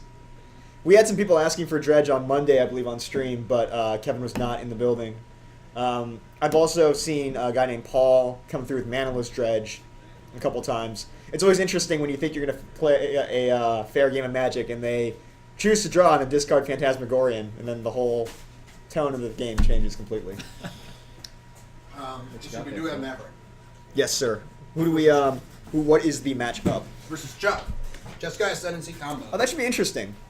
That should be very interesting, actually. Yeah. I have no idea who is favored. No, I mean, Chuck, Probably, Yeah. but Chuck just having an explosive combo kill is plus for him. definitely. And if he still has the Humble Defector, Homeward Path synergy in his deck, He does. Yeah. yeah, it enables him to outgrind the Maverick deck in a sense. Definitely. You know, that those card advantage engines are quite relevant, and eventually his team can become sufficiently large that he just crashes through and kills. Yeah, as big as Knight of the Reliquary can get, as we talked about, Jeskai Ascendancy makes creatures unreasonably large. Yeah, and you know, in the mid-range versus mid-range matchup, essentially, it's always nice to be the mid-range deck with a combo kill stapled to it. For sure. It's kind of like, you know, the old, it's like now when we have Abzan mid-range or Junk mid-range in Modern, that deck used to be just Birthing Pod, and Birthing Pod was a fair deck that could just infinite kill you, Yeah, basically, for sure. right? They could just go infinite life or infinite damage and just get there that way if they're grinding you out of the deck, out of the game, which was a very real possibility. It wasn't happening. Yeah, for sure. And I forgot to... I need to do one more thing. Record. That's what I meant. They're both 1-0. So what do you think? Commander Mouse is saying that Soul Lands plus Prison/Control plus Mind Twist seems kind of busted. That does sound kind of busted. I don't think Mind Twist needs to be banned. I think more often than not, Mind Twist is going to be a worse card than Himdatorak. I mean, that's reasonable. Plus, I love Himdatorak more than I probably should love anything. I mean, card is very, very, very good. I mean, I was so dumb. I was still casting Himdatorak when Treasure Cruise was legal. I was like, maybe I'll hit the Treasure Cruise. Hint, I didn't. Yeah, it was hard to beat that. That's a tough, a tall order, so to speak. Yeah, definitely. I mean, the good thing was that if you did happen to hit the lands they're going to use to cast Treasure Cruise or their Treasure Cruise, that deck was actually not terribly good at recovering from discard. No, I agree with that. I mean, it was just the fact was their velocity was so high, chances were they'd find it. But- True. At some point, they're going to find a cantrip into their stupid delve spell. Yeah. I do not miss Treasure Cruise at all. Yeah, I don't either. I like to play black-based decks that eventually grind people out of the game, basically. And those were almost unplayable when Treasure Cruise is legal. Yeah, it was incredibly difficult to keep up. Yeah. Okay, so we have a fetch down to 19 for Nathan. I guess he's appears to be on the play. And I think both players kept 7 as well. Good, that's good news. Okay, so we got the Man Acceleration. We got Green Sun for 0 for Dryad Arbor. Our good friend. A classic. Typically, I see this when Phil does it one turn before I die to his Elves deck. So it's great. It's a good feeling. For you, yes. Yes. And that's really what's the important thing here, right? Yeah. We got I a understand. not cunning wish up there. Ooh, and let's get Jeskai Ascendancy? Or maybe a Maverick Classic? let's get Ascendancy up here. Yeah. So it looks like we got a Gataxian probe from Chuck to start things off. Down to Gataxian probe 18. and a Tundra. Down to 18 for Chuck. Casting it for the Phyrexia mana cost. I'm gonna peek at Nathan's hand here. Looks The like Sword of Fire and Ice, Knight of the Reliquary, Sylvan Library, Caracas, and Scrubland. Well, if you're looking to grind someone out of the game with a Maverick deck, you can't draw that much better than that. Quick Yeah. Sylvan Library into Quick Knight. Oh the yeah, Sword. that's pretty strong. I think I think he'll probably play the Knight next turn just to get some attacks in and start maybe wastelanding Chuck off of his lands. Yeah, that makes sense. I don't know. I've only played against Chuck's Jeskai Ascendancy deck once. I don't know what kind of density of basics he has, but it looks like you're absolutely correct. Just here's a knight, can you deal with it? And Chuck is going to say, okay. I mean, he's got force and blue card, but he's decided that, makes a lot of sense. Ooh, but Chuck, thankfully for him, having the bolt immediately to deal with that Knight of the Relic. Why would you trade 2 cards away when you trade 1 card away? Perfect, yeah. And, there aren't... there are a lot of good bolt targets in Nathan's deck. But hitting a knight when it's that size is quite nice. Yeah. Good draw from Nathan, though, being able to Wasteland Chuck immediately. And then he's got a Mother of Runes, and I think he's just going to play that Sylvan Library right now. But, I mean, if it's getting countered, it's getting countered. It's not like Chuck plays Days. Yeah, and if you're Nathan, like, you can't really play around that. Like, No. Force of Will is just going to get something at any point. Ooh, look, speaking of basics, there are a bunch of basics that Chuck's going to see off this Ponder here. Actually, it looks like that's a Brainstorm. Oh, it's a Brainstorm? Okay, Yeah, there we because go. he put the cards in his hand. And Chuck's not going to resolve a Ponder, or any spell incorrectly, really. So Chuck going to put 2 back. Looks like Plains in the... Is that a Humble Defector? I think so. It is indeed not Modern Tonight. It is indeed Legacy. Yeah, guys. As you could probably tell by the Force of Will. Yeah. Sorry Get about these that. guys again. off camera. But I am going to put Modern Legal Humble Defector up here. Yeah, makes sense. Go to the dash. We don't have the correct login. We do not. We are not on the correct login. I know you go to the dashboard tab. I did figure it out, but we do not have the login info for this. We are currently logged in as Mark, which is not helpful. All right. So a Force of Will on the Sword of Fire and Ice. That's probably correct. Yeah, I mean Chuck realizing that he's just going to suit up that Mom. or the Dryad Arbor. Oh, the Dried Arbor, yeah, and just keep up protection with Mom. Mm-hmm. Yeah. The mom did get Sword Splashers though. Oh, it did. I missed that. All right, so it Chuck, looks like he's going to resolve the Humble Defector now. I think Chuck's on 0 cards now as well. Yeah. Nathan going Green Sun for Dose. What do you think he's going to get here? I don't know. I was going to guess Teague, but Thalia? Could be Thalia. A little awkward with... Kasali Pride Mage. Oh, that seems like a good choice. That makes sense. Yeah. A little awkward for Chuck is that he had to pitch that Dig Through Time. I figured Dig Through Time was going to be a pretty important card for him here. But Nice. Peel's Lightning Bolt. Get that Kasali Pride Mage over there. Out of there. Excuse me. Yep. Is that a crack for 2 or a tap for 2? I think That's a crack for 2. I think that's an attack. And interesting... I think if I was Nathan, I would have been interested In trading? possibly. But Nathan is the equipment deck. Right. And, your creatures have a little bit more value, at least, because of that. Looks like he drew his Wasteland and... Sword of Light and Shadow? Yeah, yeah. This is a good Hey, reason there's not to trade. there's that equipment thing you were talking about. Yeah. Coming to fruition. Looks like 100 Humble Defector beats. Nathan going to take 2 again, and now he's going to... Sword of Fire and Ice... Sword of Light and Shadow. Particularly scary here. He's just going to start to rebuy all these really annoying creatures. Yeah, recurring Kasali Pride Mage seems good in this matchup. Absolutely. Let's see what he decides to buy back. So this is going to be a hit for 3. And then Nathan's going to gain 3 life off the Light and Shadow trigger. And this is also going to devastate any clock that Chuck has, which is pretty problematic. Okay, And- he's going to buy back the Knight. Yeah, and I think it's a pretty close choice between Knight and Kasali Pride Mage. Like Pride Mage will let him, keep up protection from Ascendancy, but at this point, you just want to, I think, pressure Chuck's mana, Sure. and put in a pretty big scary threat. So we're gonna see a fetch. I believe this is on upkeep from Chuck. Just trying to thin his deck and look for maybe a Dig Through Time. I think is the best draw he could ask for. Right. So for those of you in chat who may not have seen Chuck's... he had another Kasali Pride Mage. That makes Well, that's a sense good then. reason. So here's an attack for 1, 2, 3, 4. With the Exalted trigger. So it's going to put Chuck to 8. Yep. Nathan's going to go up to 22. Uh-huh. And I think he's just going to... I think he rebought the other Pride Mage here. And now he's just going to leave up the Pride Mage for... And plus mana. Yeah. Just to destroy the Ascendancy whenever it happens. Yeah. And I mean, Chuck's very far away from actually killing Nathan. But he did So- find the homeward path. Yeah, Chuck has assembled one of his combos. All right, so for those unaware, we're going to pull up Homeward Path here. So the combo, so to speak, is to activate Humble Defector, draw 2 cards, activate Homeward Path, and then just get it back for free. And Chuck drawing a pretty good card here, maybe a little late, but Young Pyromancer is an excellent way to just deal with creatures with swords on them. Yeah, just infinite chump blockers. Yeah, as long as you're able to... If he's able to string together a series of spells, then he's going to at least be able to hold off the sort of Light and Shadow beats that Nathan's presenting to him right now. Unfortunately, I think one of the cards in his hand is Force of Will, making this a little awkward, possibly, unless he has a way to force something this turn. I mean, Chuck I don't is going to think be... I don't think he's going to be able to...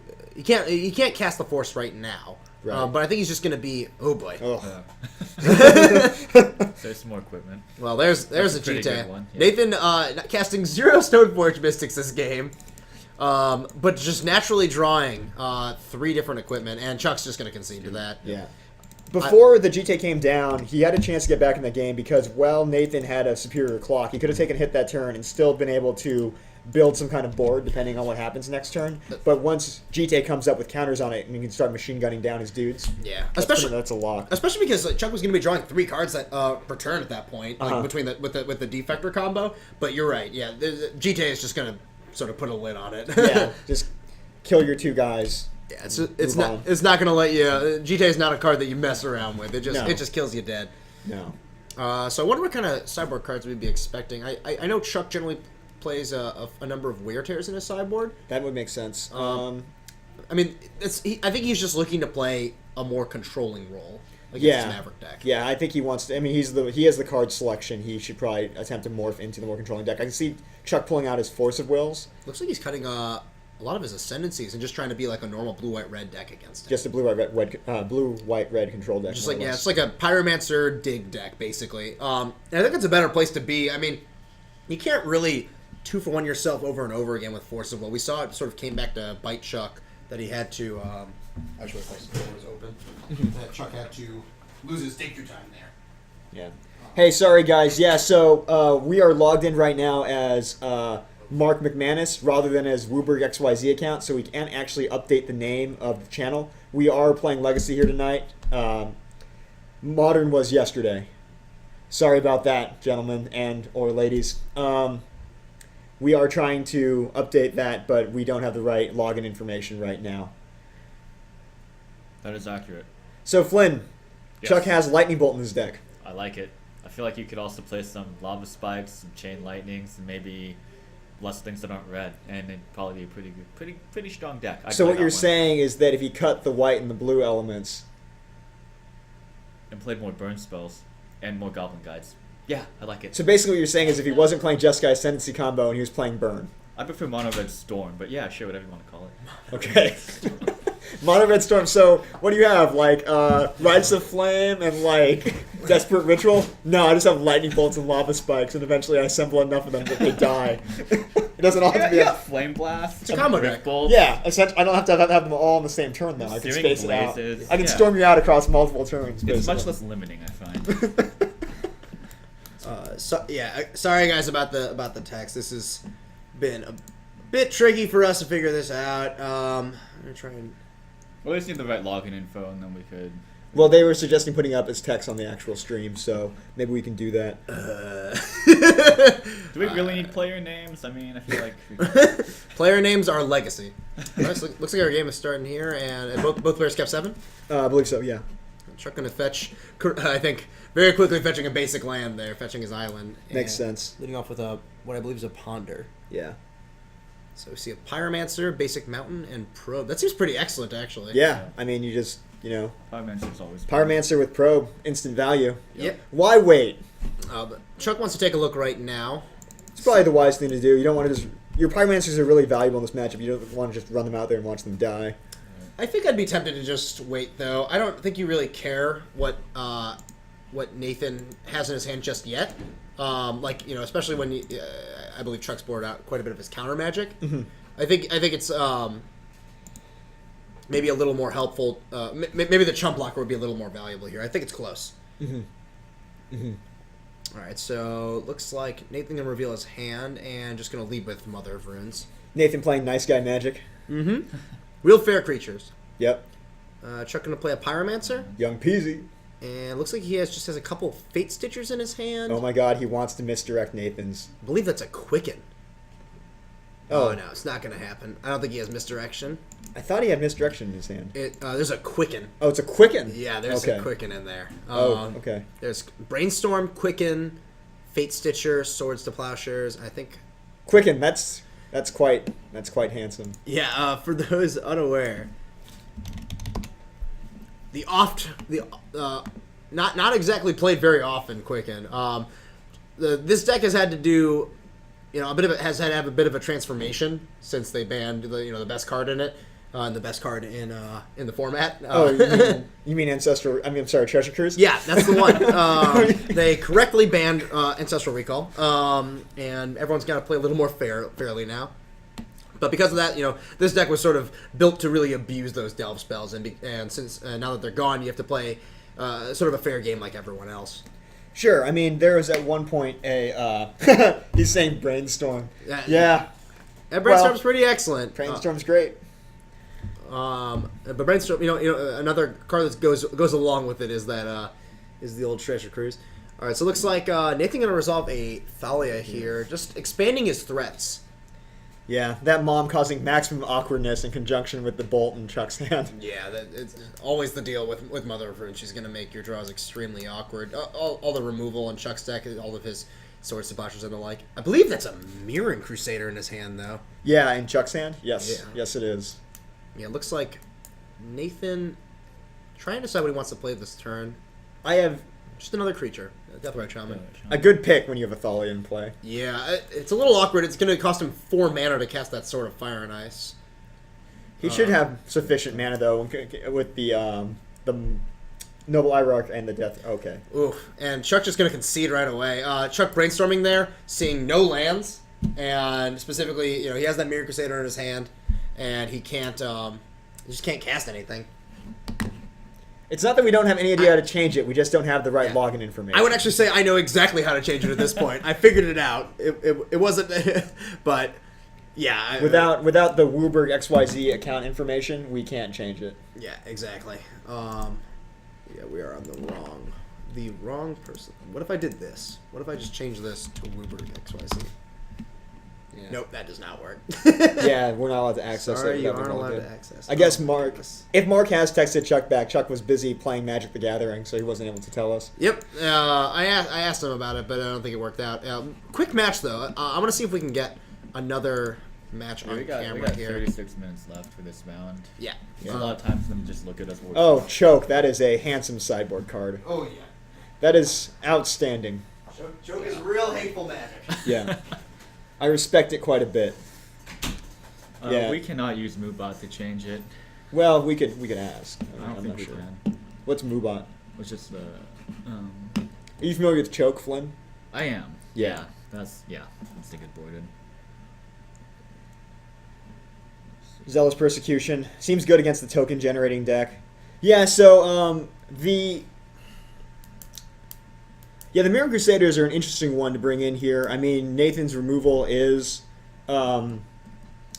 white based, but the fact that it's pro green would have helped it sneak past like Knights of the Reliquary, Deathrite Shamans, Kasali Pride Mages, and other creatures that could possibly chump block it. However, one of the other reasons why it's in the deck is because he considers the Bug Delver matchup to be pretty terrible for him. Just the combination of discard with Abrupt Decays makes it a rough matchup for him. So when I played him, I was on Bug Delver.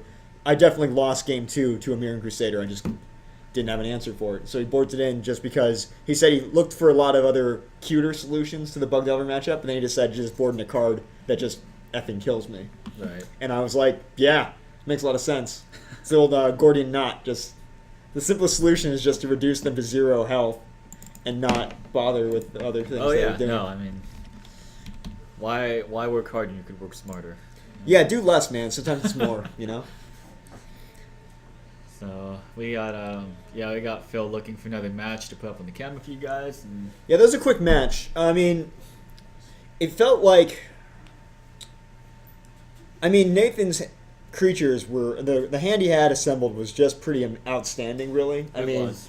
Mom just makes things so complicated, especially... I mean, when Mom comes down, if your deck is based around creature combat and removal spells Right. and not combo, at that point you get to... You really have to kill Mom that turn, otherwise she will complicate the board. Or you have to find a way to sweep her away with, like, some kind of mass removal effect. Absolutely. And a mass removal effect that isn't damage-based, because if it's damage-based, certain key creatures may survive. Yeah. Or a key creature may survive. I guess the important thing, though, was that... Yeah, ultimately, Nathan was just able to assemble the creature combinations that allow Maverick to lock people out of the game. You know, the Thalias, Yeah, yeah, the moms, just complicating Chuck's life. absolutely. And Chuck brainstormed didn't say anything that he liked, and I mean, Well, the brainstorm lock is very real. yeah, You know, without a shuffle effect, you know your next 2 draw steps are going to be cards that don't help you. And at Right. that point, you can pretty much see your well, own future. Nathan's board is beating you. Yeah, well, Nathan's board In is the beating you. face. You have 2 blanks. And 2 turns in Legacy is such a long time. Absolutely. You know, just 2 turns of just drawing like garbage that Yeah. you know is not going to help you. It's just lethal at times. Especially if Nathan had more threats in his hand, which I imagine he did. Yeah. So. Brainstorm's almost too good to cast sometimes. You know, you want to hold it up for when you have information about what cards you don't need in a shuffle effect. But Chuck was under so much pressure, he just did not have that luxury. Yeah. He just had to fire it off and try and find an answer. And he did not. He did not. Yeah. Did he really have a Quicken in his hand? That's adorable. I believe he did. I wonder what sorcerer he was trying to force through at instant speed. Yeah, I'm not sure, actually. I mean, I don't know if it was in his board, but like instant speed, like Wrath of God or Supreme Verdict seems like it could be some good. Yeah. I mean, I don't know if he has them, but against Maverick, that seems great. Absolutely. It's 5 mana EOT, Quicken Supreme Verdict, or Quicken Wrath of God seems sweet. Yeah. Um, That's definitely a way to get back in it. Yeah, but I mean, I have no idea if that was his plan. And also, extremely difficult to assemble when they have a Thalia in play. Yeah. Yeah, it's a lot to cast that combo. It's always interesting playing against those kind of decks where you have to figure out how to disassemble their board. Mm-hmm. You kind of hit states like that against elves, where like elves will have a Wirewood symbiote, and like before you can start using targeted removal spells, you have to start disassembling Have their to board, take and the out the first Wirewood. linchpin you have to pull is basically the Wirewood symbiote. Yep.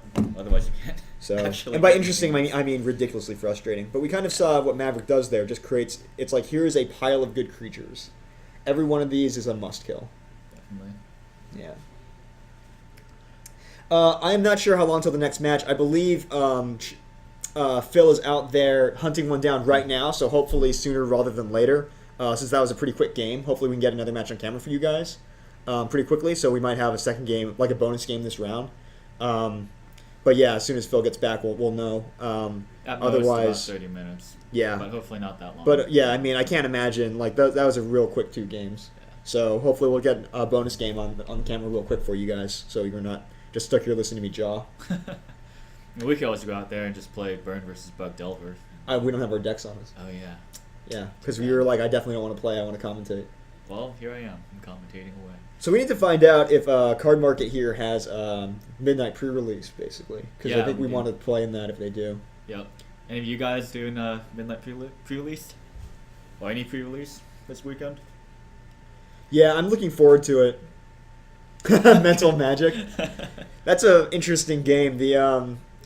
I mean, I could play Mental Magic with Flynn, but I can only imagine that it would just be, bolts to the face. Turn 1, Mountain Goblin Guide, go.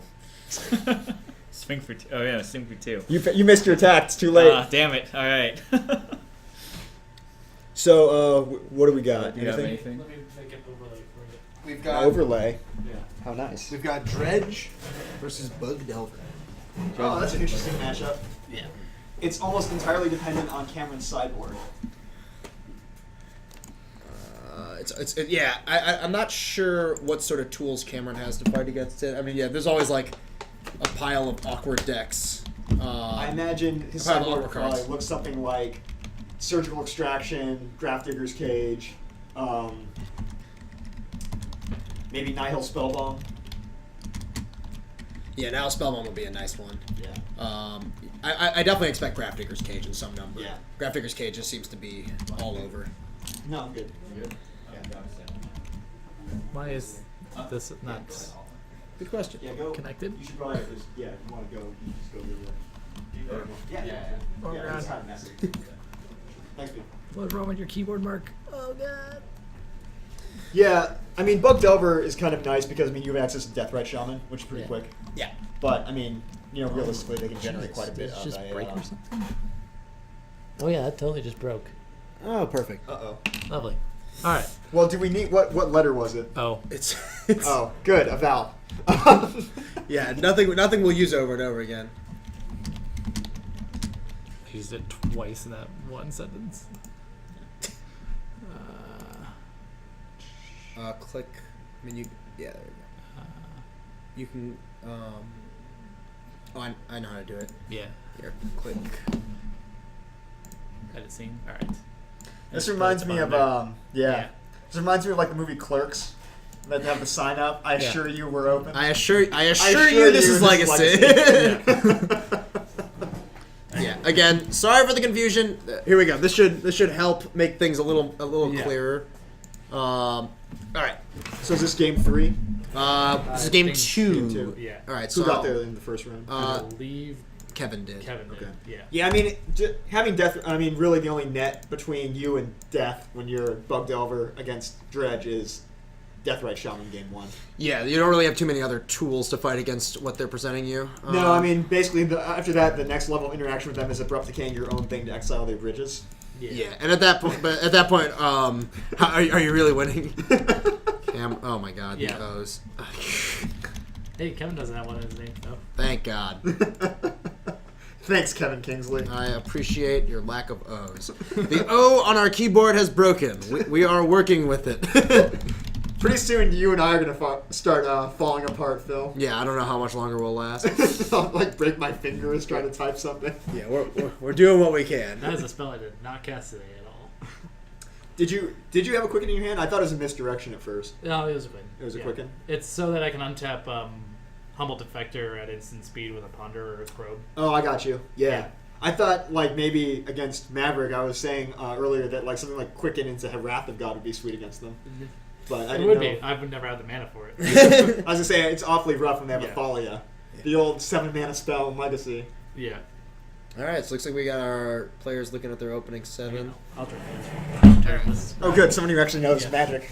All right, so Chuck will be joining us for now. Let me just My brother has run off to eat food. Phil knows lots about Magic. Yeah. variable amounts, I would Yeah. say. All right.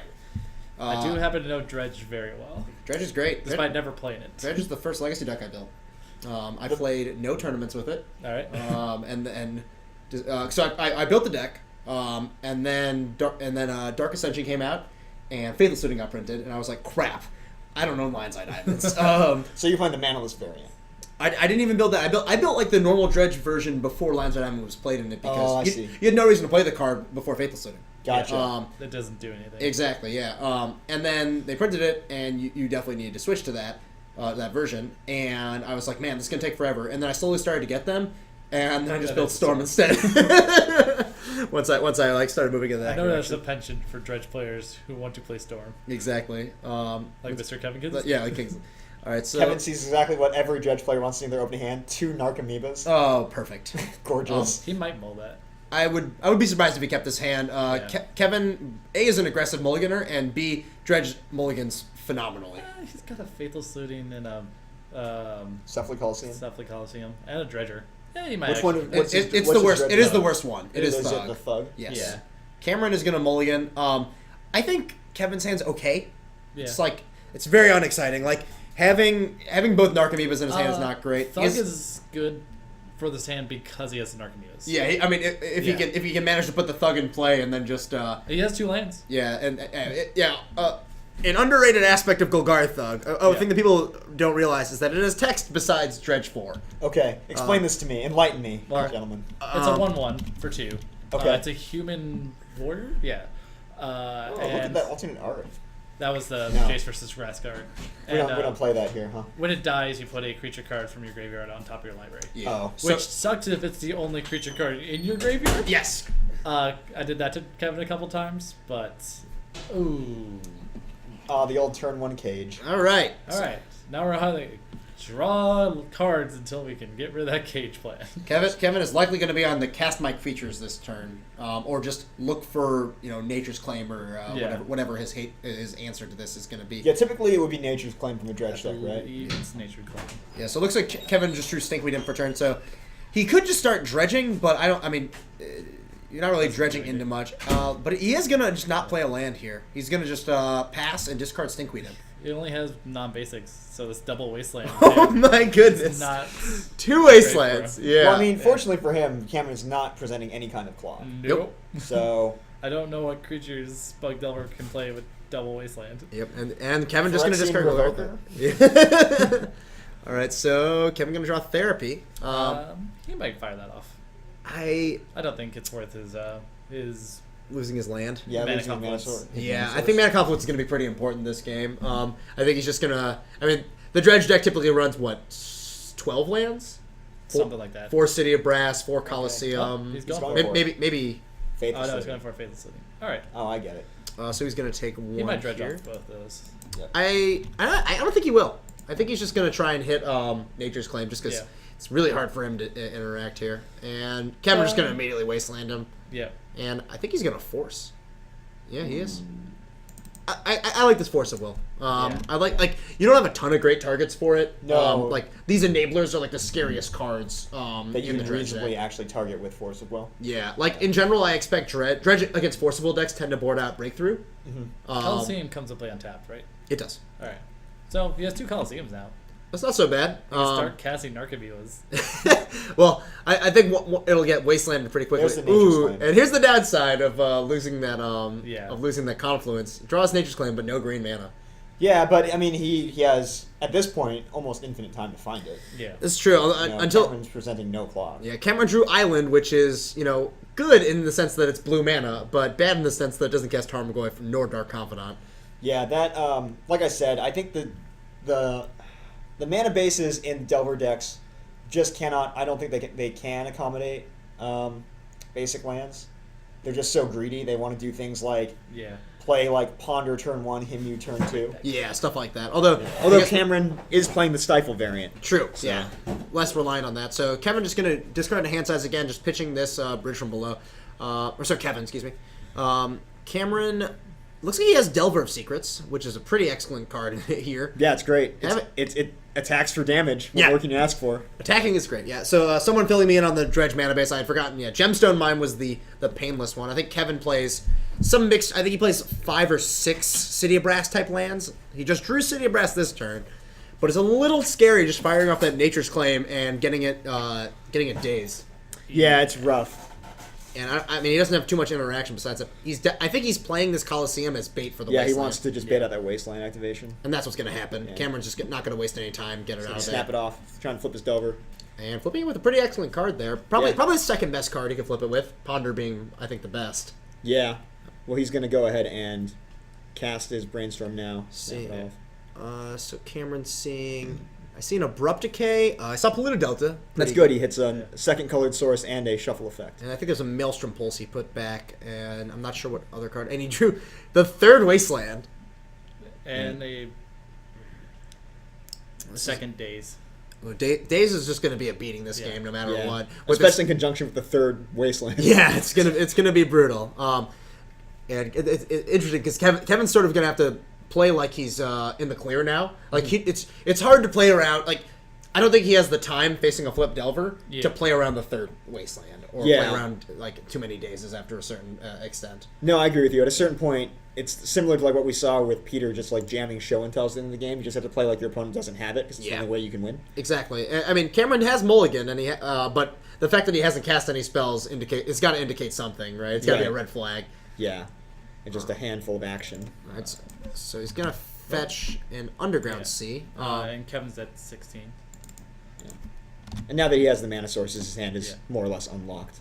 Yeah, especially those 2 dazes. He can use both of them this turn. I think. Oh, he got even Yeah, better. that's right. Ooh, but this is where that awkward thing you said came in. He doesn't have any green mana. Yeah, that Polluted Delta. I remember in the Jim Davis version, I believe there was 0 Bayou, Uh-huh. and Bayou, of course, being the best card with Deathrite Shaman. Mm-hmm. Because he had to fetch this Underground Sea instead of Tropical Island, he can't use Deathrite Shaman to get creatures. Right, exactly. Yeah. So, Well, Kevin drawing Gemstone Mine is pretty helpful. yeah, definitely. I think he passes. I don't think he jams the Nature Claim this turn. Yeah, he's definitely thinking about it. I see he has a Faithless sitting in his hand No, he's too. going for the therapy. No, he's gonna name Therapy first. I think this is a smart play. Yeah, Yeah. that's a great play. And I think Cameron's just gonna daze it, not even Sure. going to resolve. Yeah. Might as well protect information, especially that second daze being helpful. It's pretty likely that Kevin names Force of Will on the first one. Yeah. Especially now that he's seen one of each. It's equally likely that Cameron has either as another copy of either one. Yeah. So it's just a coin flip, for him at this point. But there's that third Wasteland coming into play and putting Kevin back on 0 lands. Back to 13.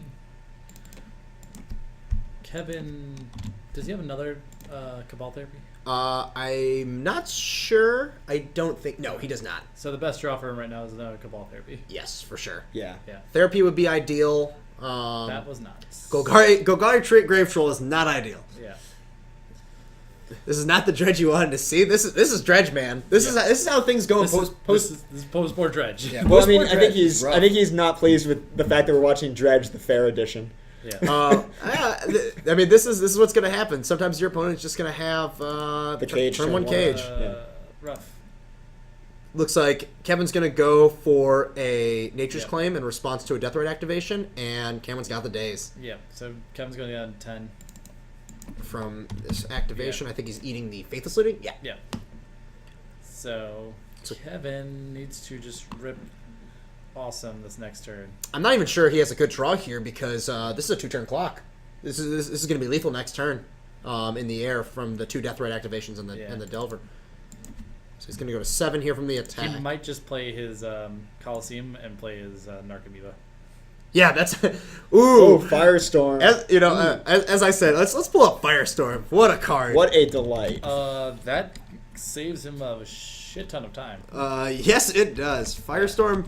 We're pulling it up here. Firestorm is a beating. Yeah. This card does work. So he's gonna have to discard 3 cards here. He can't really afford to discard 4. He cannot target himself. He'll die. Yes, he will. Well, basically, yeah. Yeah.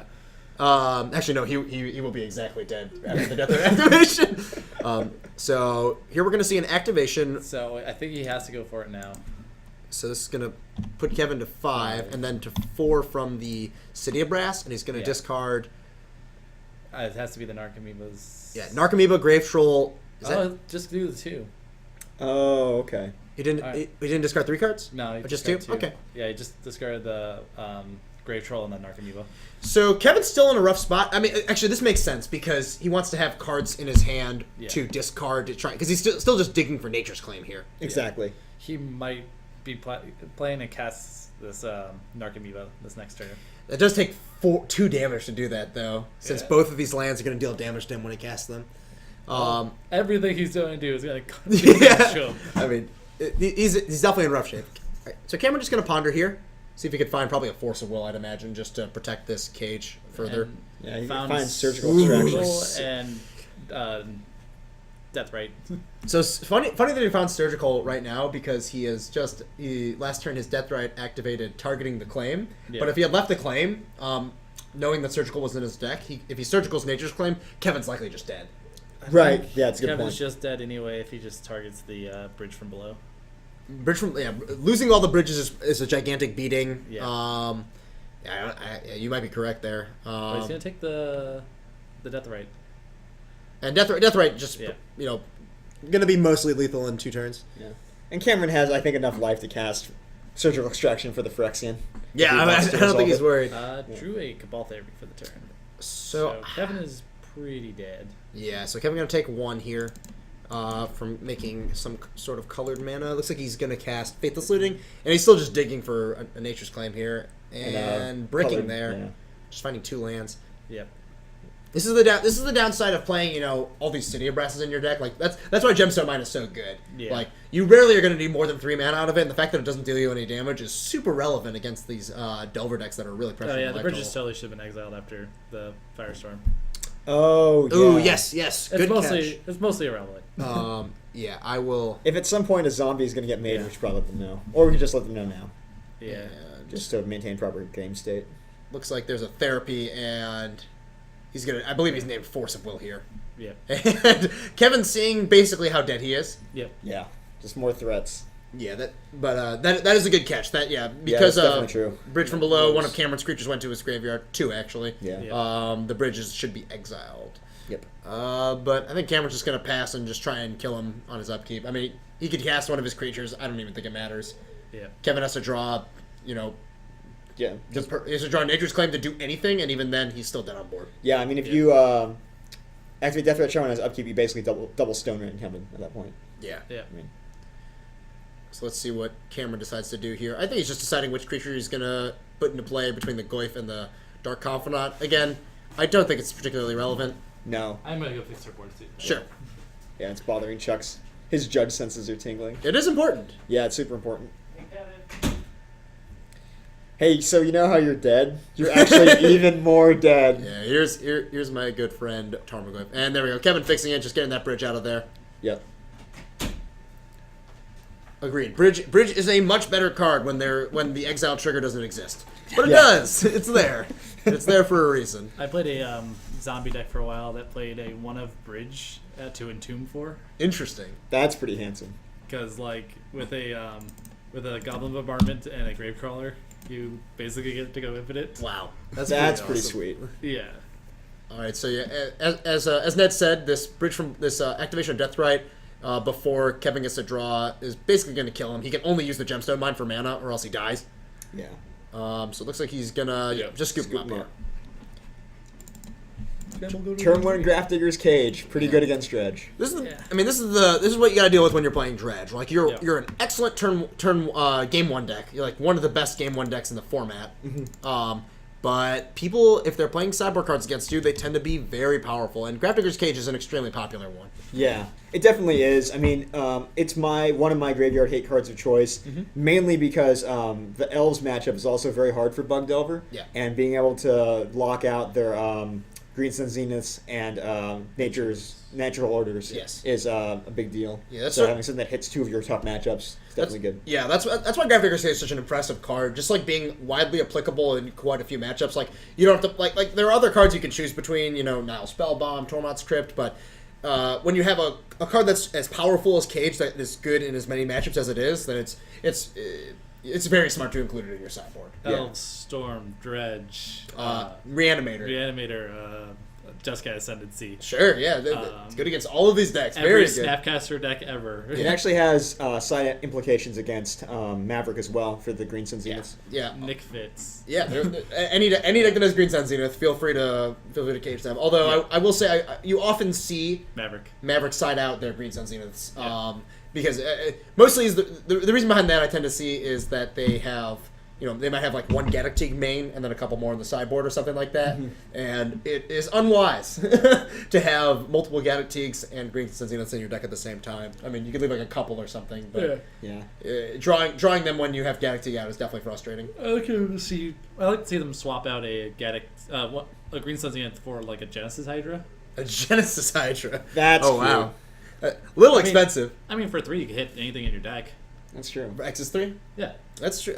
There are quite a few spells in the deck, though. Yeah, but I mean, you want to just hit any creature, and there's a lot of creatures. Yeah, it definitely. I mean, you're gonna Or hit a a lot of sword. things. It can hit a sword. Hitting a sword is great. Yeah, Yeah. because especially because Maverick tends to not play Batterskull. No. Like maybe in the sideboard. But Yeah. I mean, And Genesis Hydra conveniently gets around Gaddock. yes, it does. Yeah. It's a card. All right, so both players look at their opening 7s. Kevin looking for a hand that is pretty fast. I see that he has Lotus Petal. They sideboarded in. That's what his usual game plan against Cage or combo decks are. Yeah, It's just to go faster. yeah. Is there a Dredger in his hand? Is that a Dredger? That Stinkweed Imp is that Dredge? Yes. Stinkweed Imp does dredge. Yes, he has Bridge, Mana Confluence, Firestorm, Lotus Petal, And Cabal Therapy. Therapy, Yeah. and he does have Imp and Careful Study. So this hand looks pretty good. Yeah, I decent think enough. Careful Studies. Just On turn Turn 1, one. I agree. no. He can Careful Study if he hits any 19. sort of powerful card. Oh, it looks like Oh, he's going to it's Therapy Therapy. first. Just Grafdigger's Cage. He might have named Cage. Oop. He doesn't have to. Yeah, reveal it till the Cameron. next- Well, Cameron realizing, Yeah. I think that Kevin might be targeting himself here. Oh, maybe. That It's either makes that sense. or he has he's a waiting. pedal. He has a pedal, so he couldn't target himself to name Stinkweed Imp. But Yeah. I think he's not going to do it since he has the Careful Study. Oh, okay. Oops. I think I'm not sure what he named here, but My guess would be he might have. I would probably be inclined to name like Cage or Force. yeah, But Surgical Extraction is a good card. yeah. Cameron, appropriately. I think Cameron has been trying to keep hands that have at least one hate card in them. Yeah. And it looks like this one, instead of having Grafdigger's Cage, has a Surgical, which I would say, while not as powerful as Cage, still does quite a bit of work and Yeah. slows down Kevin a lot. I heard I've Kevin. certainly used it well. I've heard Kevin talking once about how he felt that, one Surgical he can beat, 2 starts to get a little bit rougher. Yeah, 2 So- is a lot. Yeah. 3 is impossible. Yeah. And when you're. At times, though, when I have like one Surgical Extraction against Dredge, and it's possible that I'm not playing the card correctly, Sometimes it just feels like you're trying to use a bandage to stop like a bullet wound. Yeah, it's a little rough. Like You have to pick your targets correctly. Like if Yeah. they're on the slope dredge plan and they're discarding a dredger, Mm-hmm. that's fine. You can hit the dredger. Mhm. If they're not on the slow dredge plan and already doing stuff, Then what, hitting bridge, Icarids or Icarid? bridges. Yeah. More of Icarids. Icarids and Narcomoebas are the key ones to hit. so, Cameron going to fetch Underground Sea and just lead off with Delver. Yeah. Nice part about Surgical is that it is just a 0 mana card, and it looks like he's just going to fire it off on the Cabal Therapy here. Interesting. I think Kevin's perfectly fine with this. Yeah, this is one of those surgical Yeah. attractions that I think Kevin believes he can beat. Yeah, I mean, it doesn't really. This just means that I think he firestorms this next turn and then Goes careful off. studies. yeah, that's definitely a possible thing. He could Firestorm on upkeep. Yeah, So firestorm on upkeep for 2, discarding the bridge and the. No, don't discard the bridge. Do it for just for 1. Yeah, discarding Bridge does not seem great. Yeah. He's going to kill that Delver. Then you can Yeah. discard it the bridge with a careful study. We saw that Cameron did not have any counter magic, right? I don't believe so. He had a ponder, His Ponder. Delver. Yep. 3 lands, right? Ye- Surgical and something else. Yeah. Not a force, not a daze. Yeah, if Kevin decides to Firestorm his upkeep, he gets at least a couple dredges. Theoretically, if he doesn't Theoretically. miss. Worst case scenario, if he misses on a dredger in his draw step for the careful study, then he can just discard the Stinkling Imp that he's going to have in his hand anyways. Let's see if he does that. Yeah, I think he's definitely going to. He's definitely considering it. I think he's going to Yeah, do he's it. doing 18. Yep. Just discarding. Just the stink with him. Yeah, as we expected. Yeah. Looks like Cameron's hand is like Dark Confidant, and That's what it was. This is Dark Confidant. just a few weaker cards. Yeah. And Kevin's gonna get his first dredge here. He got dredge 5. 1, 2, 3, 4, 5. And There we go. Yeah, there's Golgari Grave Troll. Yeah. He's just gonna fire off this careful study here, and Most definitely. Just go to town, huh? it's pretty hard to miss on Grave Troll. The old Dread 6. Oh yeah. Now, the rough part is he does need to hit Icarids in order to trigger bridges now, because he doesn't have Cabal Therapy as much to do it. That's Cabal true. Therapy is also a fairly valid one to hit with Surgical. Maybe not a naked one, but once they have stuff, it's definitely a good one to... Okay, we got an Icarid trigger. Yeah. Narcomoeba. Narcomoeba, yeah. My bad. Yeah. So Kevin hitting a Golgari Thug off that first dredge, and then dredging 4. And as we said, we've got a Narcomoeba coming into play. He's going to discard likely just Imp Troll. Oh no, he's discarding Troll Bridge. That makes Yeah. sense. Yeah, okay. I don't think he has a ton more action in his hand. Looks like he just Got has. the Lotus Petal.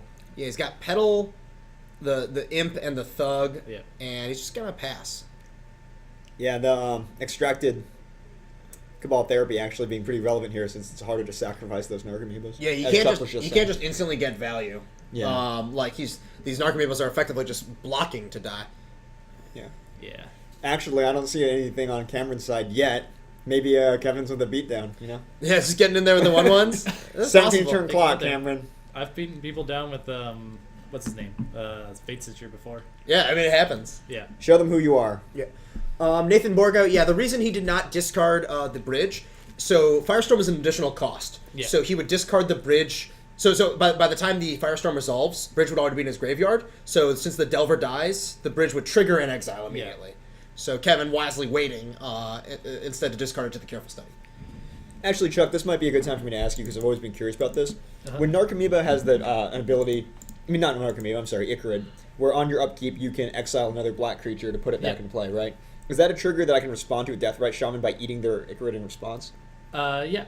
Okay. Absolutely. So they can put the trigger on the stack by the cost of putting... But they don't have to exile a creature.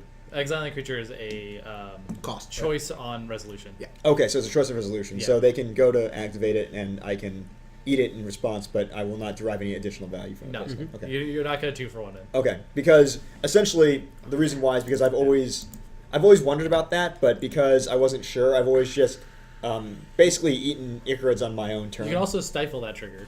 Yeah. Okay. Yeah, because if it goes on the Yeah. second stifle it, right? So looks like Kevin gonna dredge 6, and the relevant card he hit was an Icarid. And I think he just hard cast a Golgari Thug here. I'm perfectly okay with this. It's puts another power on the board. It blocks Tarmogoyf, and then it puts Whatever he really wants to put. I mean, I think Yeah. at this point, it's probably not if Icarid. it's definitely not Icarid. Yeah. Yeah.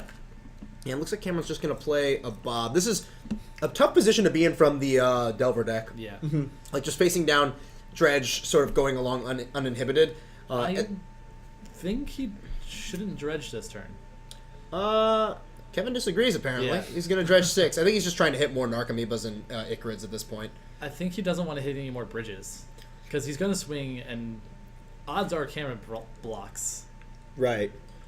But he can stack the triggers so that he still gets zombies. He'll get a zombie. Right now. Yeah. He'll get, for the But if creature he that wants dies. more in the future, then it's... Kevin might just pass, though. He might just attack with Narcomoeba and then just let the Icarid die and get a zombie Yeah. at end of turn. I actually wouldn't be surprised to see a play like that. One thing he could do is he could put the bridge on top of his deck Yeah. with the trigger still on the stack, right? With the Golgari Thug. If he ordered them correctly, yeah. Golgari Thug targets a card, Yeah. right? Not a creature. I think it's a creature. I think it's a creature. Really? Yeah. Looks like. Yes, you're correct. You're correct. Yeah. All right, so All right. I'm mistaken Excuse here. me. Well,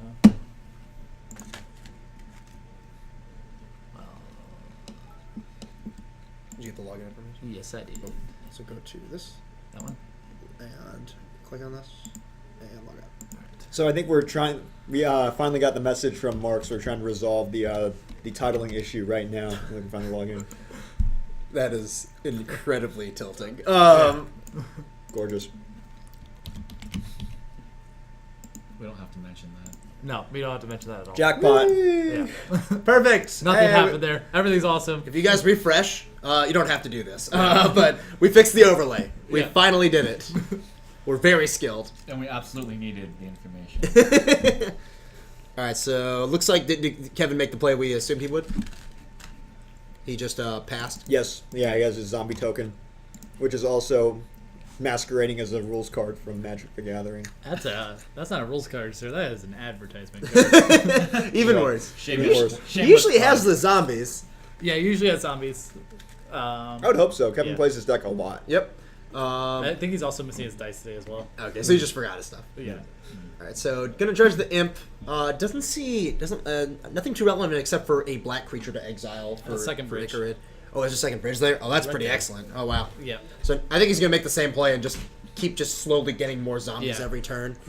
What's up? What's up? I always Okay. I always feel like Icarid has flying. It certainly doesn't, but I always feel like it That would does. be very very scary. Yeah. Just flying in there. He is playing Dread Return. I don't know if it's in the main board.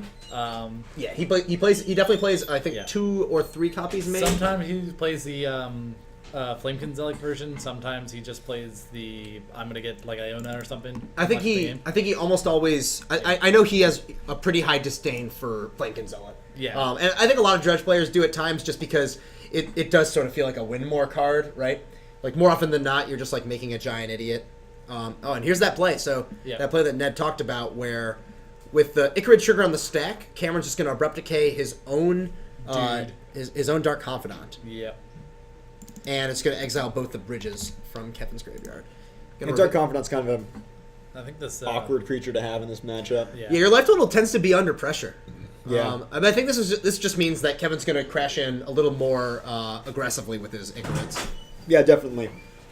Hey Chuck, that? Jameson said to make a post on Facebook about Tiny Leader Sapphire. Will do. All right, so Cameron figuring out what he wants to do this turn. He's played a land. Should we put the snaps thing again? The what thing? The round timer, Yes. because that never got started. I definitely Again? it No, finished. did it finish? No, there's still Yeah. 5 minutes left. Oh well, we definitely started. We just This started time. a little early. All right, so yeah, looks like we started this one a little early. All right, 5 minutes. Cool. We got 5 minutes left on this one. Yeah. Like I've definitely seen Iona. I've seen the most win more I've ever seen is Grizzlebrand. Just Yeah. having a Grizzlebrand in your deck. Manel Stretch plays Gristlebrand because their entire goal is just to use Dread Return. That makes sense. Yeah. All right, so Cameron got a Delver here after an attack with Dark Confidant, and let's see what else he wants. He's probably gonna play that Death Right. So it looks like he's got the third Dark Confidant and the Death Right Shaman.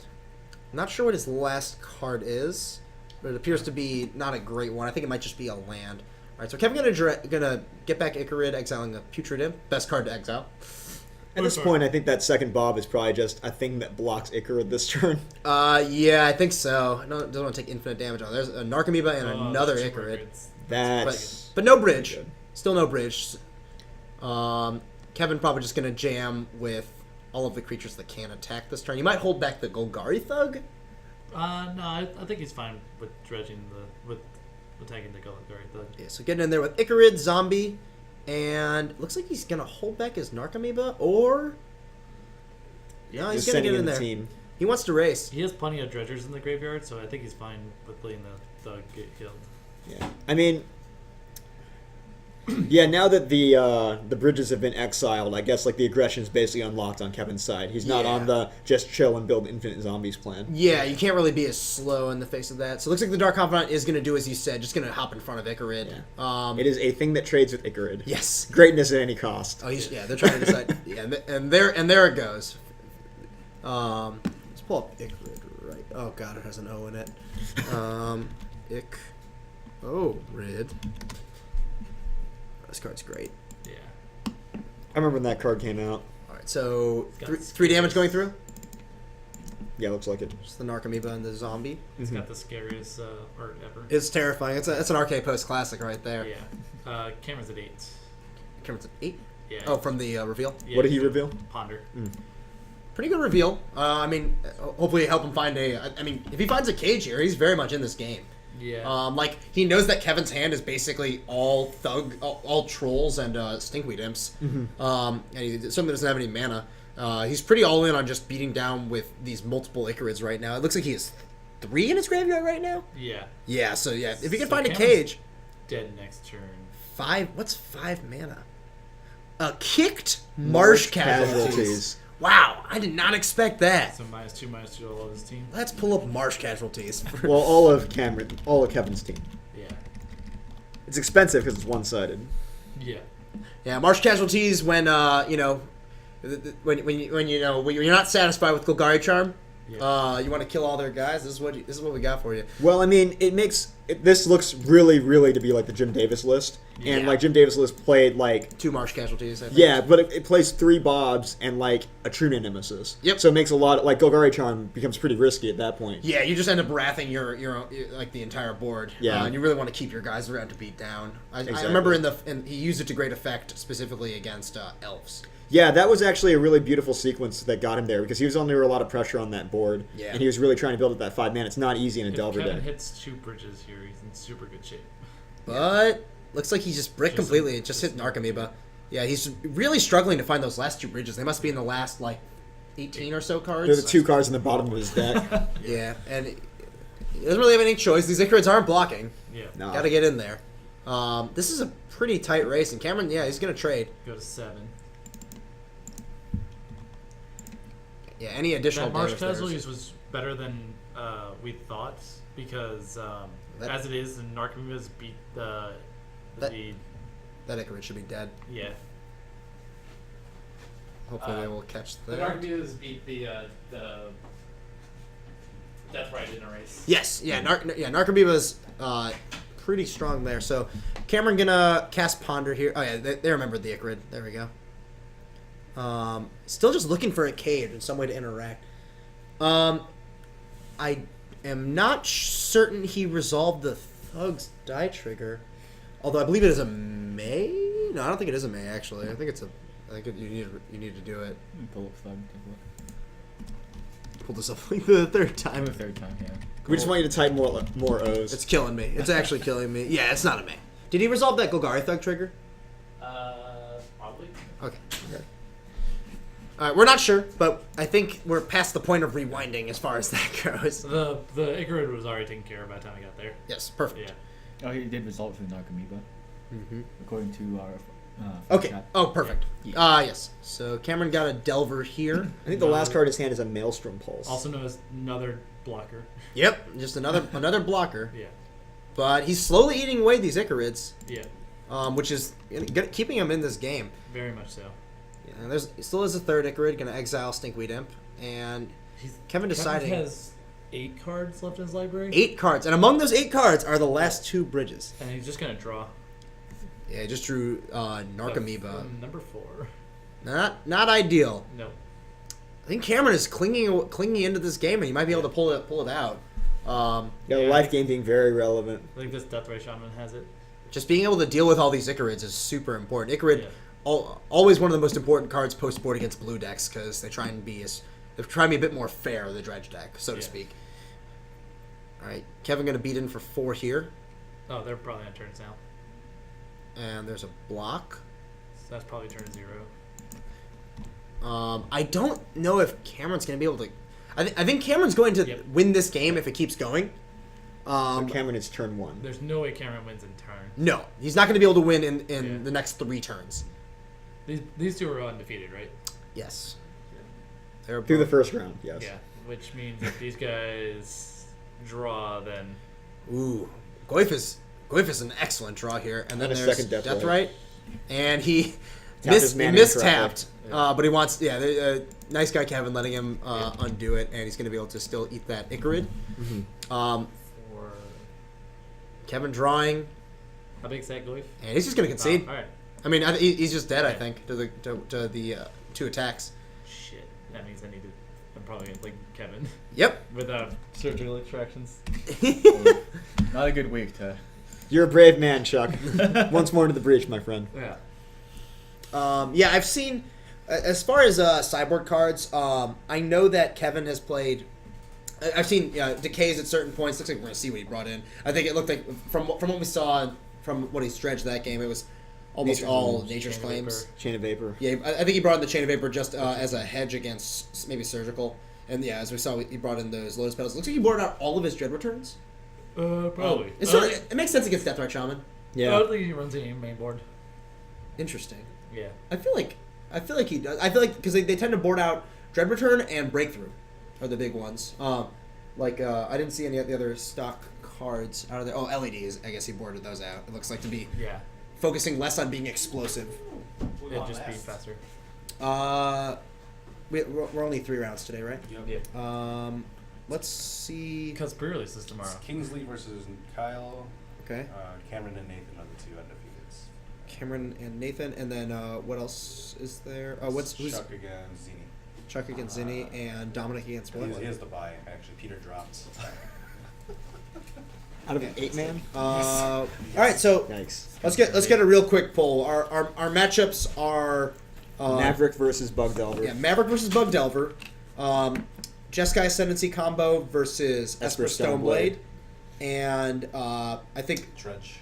and Dredge versus Nick? No, it can't be Nick Fit. wait, no, isn't Kingsley playing? Kingsley's playing Dredge. He's versus Norman. He's playing Okay. Miracles. So Miracles. Dredge versus Miracles. So we're gonna have to see a deck we've already seen, but whatever. There aren't too many decks here tonight. Are you playing or are you I have guys? no idea who splitting? won that. Cameron won. He's the Bug Delver deck. Ooh. Yeah. It's a good matchup for you. Is it finally Nedge we play? Just to answer a question in the chat, you cannot misdirect Ingature. Ingature, yeah, misdirection is only a spell. Yeah. All right. Chat caught up with that. Yeah, I think it's. I don't think it's Dredge. Is it Dredge versus Miracles? That's a pretty tough matchup for Dredge, as far if I can remember correctly. I kind of want to see that. I don't know what you guys want to see. It looks like Yeah, people in the Dredge chat are versus into it, Miracles. so yeah, Let's let's do do that. Put Kyle on Yeah. camera. Yeah. Kevin, stay put, my friend. Yeah, Kevin's not moving anywhere. We're gonna see some more Dredge. It's the people. It's what the people wanted. You got to give the people what Not they want. a lot of Forcibles tonight, I guess. I guess about half the people are playing Forcible tonight. Yeah, Half- we got Miracles, Omnitel, Jeskai Ascendancy, and Oh Deathblade. no! Oh, I'm just an idiot. I'm wrong. 5 out of the 8 5 decks out are That Forcible is decks. over half, my friend. Yeah, But it's not that much over half. So I guess that is a low density of Forcible. It's It's, close. kind of like how our metagame has 2 lands players, and so Always. those 2 lands players make them like vastly overrepresented in our field compared to like an open. yeah, exactly. You know? This looks like everyone wants to see Dredge versus Miracles, so that's what you're gonna get. Yeah. We're gonna Kingsley's not moving anywhere. He's Nope, stuck stay. in place. And then we'll have let's see, we gotta change a few things here. Life totals. All right, I'll reset all this stuff. So you know how I don't know anything about Magic? Yes. Okay. So I know Me even neither. less. Exactly. Thank you, Nathan. You and me, bro. So, yeah, I was gonna say I know even less about the Miracles versus Dredge matchup. I know nothing about that matchup. Because no one plays Lightning Bolt. Neither of these decks. We're the Lightning Bolt. He was so excited when Chuck was around. He was playing Lightning Bolt. I was really excited when Chuck was on camera. He was like, bolt his face. Like, I think he has to use it on the creature. Like, no, his face. Bolt his face on his upkeep, just do it. I have played this matchup a little bit. I built Dredge when I first before I didn't play in any tournaments, but I tested several games against Miracles and against Maverick. I lost a lot, and what I learned was that it's hard to beat the combination of cards that Miracles presents you. You can beat them in game one, but man, Terminus is a beating. Sure. Terminus is frustrating. Them having access to Force of Will is frustrating, and them playing white means they have some of the best sideboard cards in the format against They have you. the old rip. Yeah, Counterbalance is not great. It only really stops, it's gonna stop Cabal Therapy and Faithless Looting, but those cards, you Force of Will for those cards anyways. I mean, you're not really into locking them out. You're really just more into resolving one of your scary hate cards. Yeah, and like the thing about Miracles is that it's a deck that has just a ton of looks. Yeah. So if it wants to find a Terminus or an Entreat or a Rest in Peace post board, they have a lot of looks at it. They have usually like 4 Brainstorms, 4 Tops, and 4 Ponders. Yeah, typically. exactly. So you're going to get a lot of looks. Yeah, I'm a big fan. I don't know if Kyle's running the version, the more like European-centric version with The Ponders. Shaniger? Yeah, I love that version. I think that version is very, very, very good. Yeah, I was reading an interesting article by Karsten Cotter recently about how he approaches Miracles Yeah, I saw in a that, similar yeah. factor to the way that Shaniger does, which is it's like 2 quasi-linear decks jammed together. Mm-hmm. One's like the counterbalance top plan, the other one's like your card advantage plan. Yeah. And then it's like I have these 2 quasi-linear decks. What's the best way to enable them? I just play like 8 cantrips. They're the best cantrips in the game, right? Yeah. In Legacy, anyway. Yeah, you might as well play the best cards you have access to. I think is a lot of the big idea here. Yeah. All right, so looks like we're starting off, and there's a immediate Force of Will by Kyle on that LED. Makes sense. I mean, there's not, as you said, there aren't a ton of great targets for Force of Wills. Yeah, it's a card you definitely want access to, but Kevin has the second. Yeah, Kevin was ready for second it, LED, and he's gonna go because obviously, and he's got that breakthrough on turn 1. that's what you want to see, right? Not if you're Kyle. If you're Kevin. Oh, Yeah. there's that Dread Return we were talking about. Yeah, so it looks like he does have at least a couple copies. So there's that first draw was Troll, second draw was Imp, this is the second Dredge. Oh, the old 2 bridges, 2 Yeah. Narcomoebas. Yeah. 2 Icarids. That's Yeah. pretty good. The big thing I was going to say about Counterbalance is that Dredge doesn't need to cast spells to win. No, They I could just execute their game plan, just discard, just dredge a bunch of cards, and they don't really need to. that Breakthrough Resolving may have been the last spell that Kevin needs to cast this game. Yeah, I would be surprised even if he casts any other spells. No, I mean, he's going to get to triggers Narcomoebas. He has 2 Bridge from Belows and 2 Icarids. Yeah, and he's using the red mana he got from the Lion's Eye Diamond to cast Faithless Looting. He might even be able to cast Dread Return this turn. He's going to cast as many therapies as he can. You better believe it. Yeah. And it looks like we got a Dredge 6 followed by a Dredge 5, and he's hit 3 Narcomoebas. This is an impressive draw.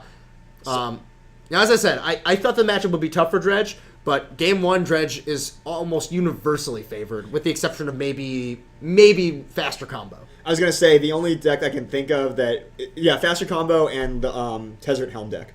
Yeah, just The old 4 leyline... The 4 main deck leyline. the Helmerator, as they say. Yes. That That one could be rough. Looks like I missed a few follows, but thank you, DXX1, Surfer02, a few other people for following. Appreciate it, as always. Yeah, we really do appreciate it, guys. Yeah, we love that you guys are tuning in here. So Kevin looks like he's got a therapy. I'm not certain what he names, and Kyle has a lot of foil cards, so can't really tell. I think he's just going to flash back another therapy and make sure he hits here. Looks like there's a Council of Judgment and the Snapcaster, the 2 cards I can make out. Is that a Jace on the bottom, or is that... I don't know. I just see a big white spot. Nobody around there in chat wants to come back. I think he named Swords to Plowshares. Fair enough. And he's just going to make a stupid large Golgari Grave Troll here. Yeah, Seems reasonable. that is what he's doing. And there is... Can we pull up a Golgari Grave Troll for the people so that Can you type more of those? those of us... only because you guys asked so nicely. Golgari Grave Troll. I want the people to know exactly what it's about. Oh, it was Grave Troll, yeah, with the hyphen. Yeah, so this Interesting.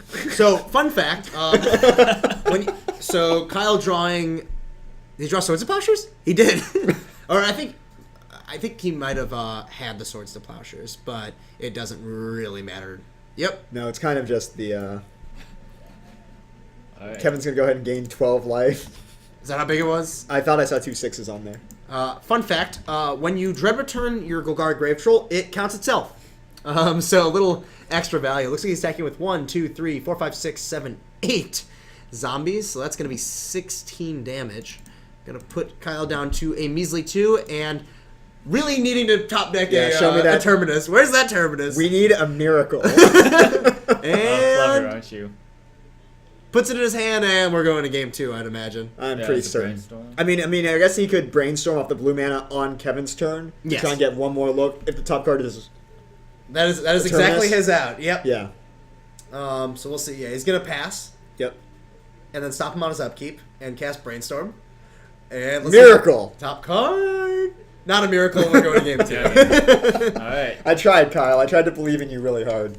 But that is a heads up play. That is like, I think a lot of people would just concede immediately in that spot. But you need to play to your outs. Yeah, exactly. And he did in fact do that. But Yeah. Dredge doing its thing game 1. That Force of Containment. Will was perhaps a little aggressive. Like I don't actually know if it was.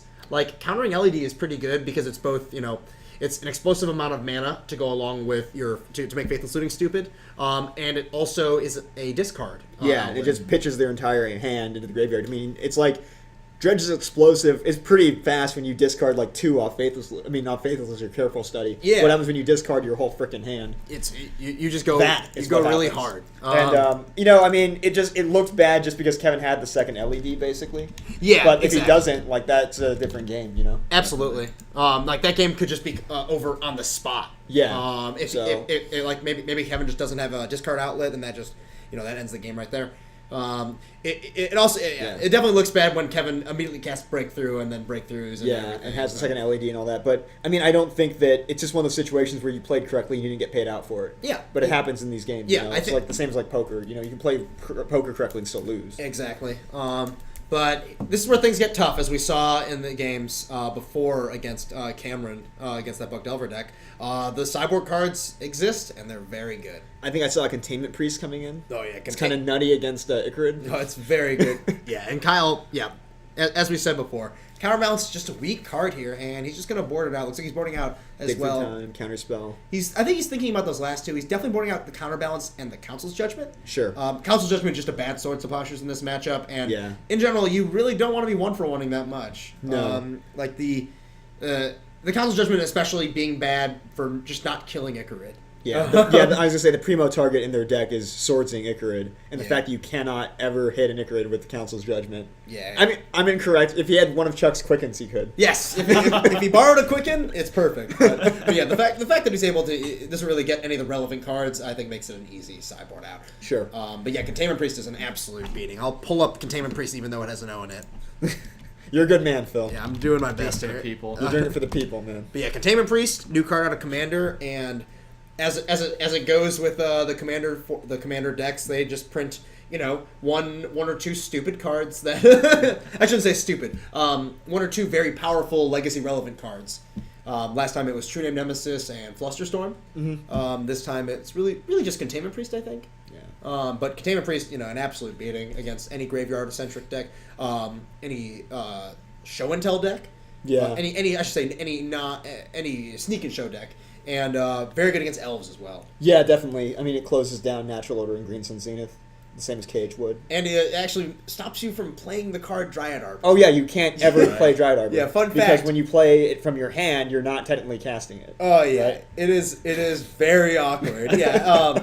Well, it feels really bad. Like when I play against white decks now with elves, I aggressively get Dryad Arbor as fast as possible, just because there's the chance that it's just completely dead after a certain point. I've always found it interesting that Containment Priest has some matchups where Death and Taxes would want it, but it also closes down their Aether Vials. Yeah, I mean, I think you still definitely play it. I mean, Containment Priest is definitely it's too powerful not to play it. Yeah, I was gonna say in the matchups where you want it, it's so insane. Yeah. That you're like, oh, I can't use my Aether Vial against Sneak and Show, but I get to win. Yeah, but So- I just win the game immediately. It's like sure you might still get Pyroclasm, but if you break their file and they kill it, just put in something else. Put in Yeah. another one. Yeah. It's not the worst. Plus the fact that it is flash means that even though you don't have Vial, you can still cast it. It's just You get it's the just very blowouts. good. I see another LED hand from Kevin Kingsley. So you looks- got Force, Force Ponder, Counterspell, Land, Swords, and Containment Priest. Yeah, Yeah, that's a The good Lady hand. of the Hour. I think the priest makes this hand a Yeah, pretty I think easy that's keep. a quick keep. As our friend in chat here pointed out, you can cast a Giant Orb if you want to. It just gets exiled. Yeah, exactly. It's just immediately Feel, gone. feel free to. Yeah. But be my guest. All right. It's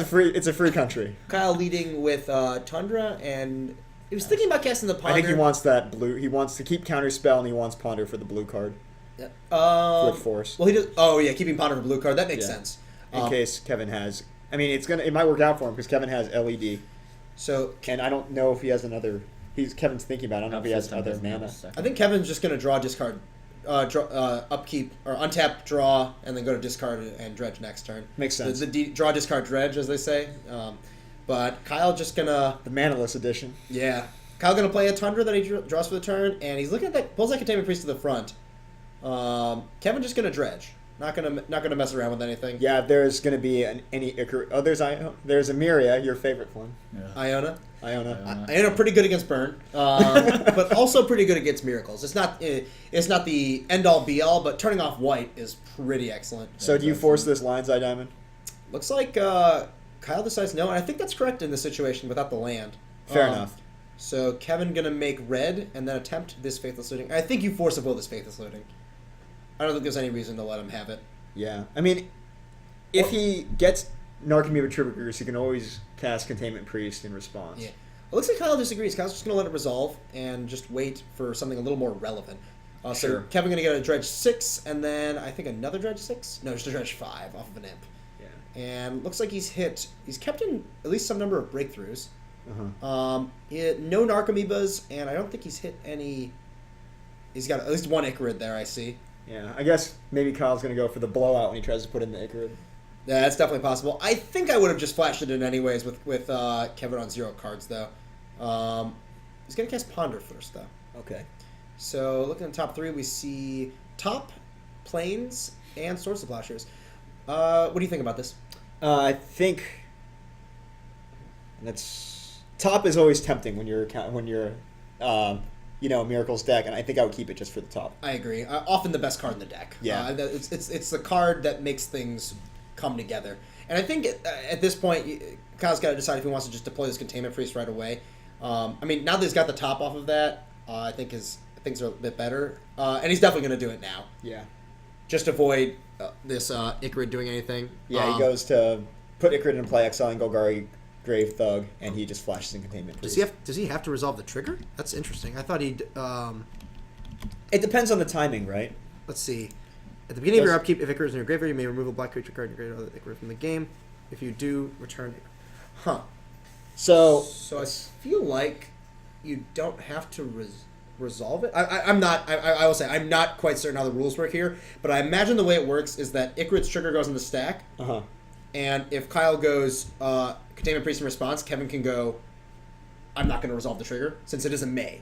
Okay, that makes sense. So he might have. Should we go out and see if we need to? I mean, fix that? I think I don't think it's anything we can fix. I think the way this works is that it's assumed that that Kevin has tried to do it. Okay. Since he's already exiled it. But yes, that's how I believe it works. Is that Kevin can like the trigger on the stack because once the creature's exiled, the trigger's already resolved. Okay. Yeah. I think In the midst that's of what resolve. chat's saying also. Yeah. All right. Thank you, chat. So should we go fix that?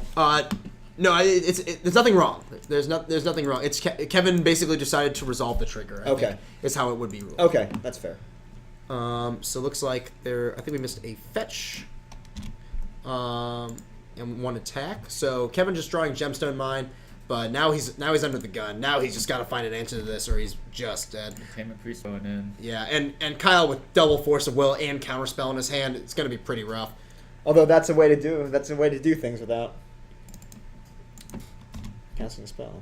All right, so there's the Golgari Thug that's getting cast here, Resort those cards. and it's just going to get counterspelled, and there's an end step top. Sorry that there's a bit of a glare here we've got going on. We're having a bit of an issue earlier, but the glared non-land card is Sense's Divining Top. Yeah. Interesting. Kyle left in Jace. I think I like leaving it Jace. Sure. Okay. I think you just like want a way like bouncing creatures is actually really good. Yeah, that actually is pretty nuts. Like you bounce their Narcomoeba and like often they just like can't cast it. Yeah. Fate's- Bouncing a grave, any kind of large creature seems pretty sweet too. Yeah. Fate Sealing is kind of interesting though because I mean, here's the thing. Kevin needs to draw an answer. Mm-hmm. And I think his only answer is I know he has the Firestorm, which it's unlikely that he brought in. I would say probably Chain of Vapor, another one. But I don't think he has any decays in his sideboard right now. Kevin's gonna take a damage here. I guess I think we missed another damage from the Coliseum. He's just gonna try and cast like Golgari Thug again. Fair enough. And now Kyle's got to decide what he wants to do. He's just gonna force it. Well, sure, you're not going to collect interest on them later. Yeah, might as well get that Thug out of there. I think I would have been. I think I would have been tempted to let that resolve, and just bounced the Golgari Thug with Jace. But it looks like Kyle just going to activate top on his main phase. We have an important question from chat, Phil. Who's more evil, the dredge player or the person playing lands in front of creatures? It's a tough choice. My vote is for a person playing lands in front of creatures. You're voting for that? I'm voting for that. I don't. You know, it's not something I would ever do. I would never, put my lands there because I think I respect myself too much. That's fair. But I don't have a problem with it. You can do what you want. Yeah, this is it's a more permissive time these days. Exactly. Yeah, I'm trying to be accepting. It takes all types of people. I like both these. I like both these decks. I like what's going on. I don't think there are too many bad guys here. So it looks like Kevin flipping. Interesting. We haven't seen a single answer yet to. Containment Priest. Yeah, in Kevin's deck, right? Well, I mean, Kevin has, as you were saying in the past, played some number of abrupt decays out of the board. Mm-hmm. However, I don't know that he has them because I feel like in the Bug Delver matchup, if he had, abrupt decays as an answer to Cage, he would have brought them in. I did not see him board them out. No. He brought in, it was Chain of Vapor and like Nature's Claims. Yeah. So his out may be like a Chain of Vapor and his Firestorms. Yeah, Firestorm we've definitely seen in the past. So with this Golgari, so this Golgari Thug did resolve, which is going to let him cast Cabal Therapy, get 3 zombies, and he's going to decide what he wants to trigger with the Golgari Thug. But I think Kyle has a response. He's going to activate top with the Thug trigger on the stack, and draw. See what he gets here, and Miracle Terminus. It's a miracle. Interesting. That's an incredible miracle. So this is going to kill everything. It's going to kill the 3 zombies that Kevin got, as well as the Containment Priest. And the Thug is just going to target itself. Mm-hmm. So with that trigger on the stack, Kyle miracled his Terminus. I think Kyle is satisfied to just win this game with Jace at this point. The Containment Priest is just sort of a frill to go along here. And especially with Kevin not having a second land to cast the Golgari Thug again that he just put on top of his library. Fair enough. Yeah, I mean, I think, like they were saying in chat, the Firestorm was his out, but I guess another out to Containment Priest is Kyle terminusing away his own stuff. Correct. I mean, the idea is you want to at least pressure them into doing something like that. But let's see what Kyle decides to do here. He's just going to brainstorm with his Jace. So he's going to change directions here a little bit. I think he may want to put that other Terminus and start floating that other Terminus on top of his deck. For at this sure. point. It was going to happen at some point. Yeah. Might as well be now. Yeah. And especially when Kevin has basically nothing going on. He Yeah. is going to get to start getting these Icarids into play. Yeah. And that'll be helpful, at least for pressuring the Jace. I do think that Kyle has drawn a... does he have Swords of Plowshares in his hand? I feel like he does have at least one Swords. I believe he has one. He has Yeah. one, and he has an Engineered Explosives. Okay. The EE is kind of interesting because he can't cast it for a value that kills Icarid. No. But, I think the use case for Engineered Explosives is most likely at 0 to try and wipe away a critical number of zombie tokens. And that's exactly what we see Kyle do here. He just runs out the explosives, just holding it out there in preparation for any future zombies. Mm-hmm. All right, so Kevin going to dredge 6. Doesn't want to draw that Thug. It's a completely dead draw here. Gonna trigger his Narcomoeba. Yep. And he didn't bring back any of the Icarids, notably. Right, but he does have another Icarid now. It looks like he has 2. Yeah, I believe so. Where's the other one? I've got there's one, one and right then there's... Okay, got it. He has 1 or 2, unless that is a Cabal Therapy. And still in the draw step, Kevin is going to get his Narcomoeba Swords of Plowshares. Going up to 9. The race continues. See, this is what this is some real control on combo action right here. I mean, Dredge is acts a bit less like a combo deck post board. It's more of just this like very strange. It's a deck that draws a million cards. Is what it feels like more than anything else. Yeah, the deck with the large number of draw 4s, 5s, and 6s. Yeah, exactly. All right, so Kevin has a breakthrough for 0 on the stack right here. And if Kyle still has that counterspell, I imagine he. No, it looks like he cast it earlier. Okay. So that's And gonna happen. Kevin doing the old library account, making sure he doesn't deck himself off of this breakthrough, which is Seems relevant. It's a real worry. He's got to figure out how many of these thugs he wants to go for. That land right there is Cephalid Coliseum.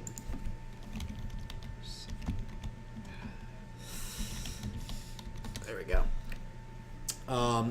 The only non multicolored land in the deck.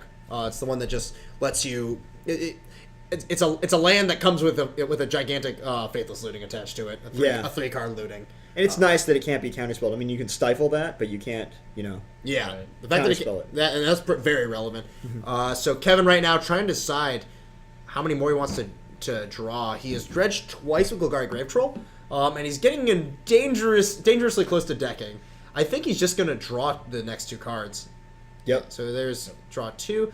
I think it's a little safer to draw. I mean, I guess technically you're supposed to draw 1 at a time there, but it doesn't matter too much. Uh-huh.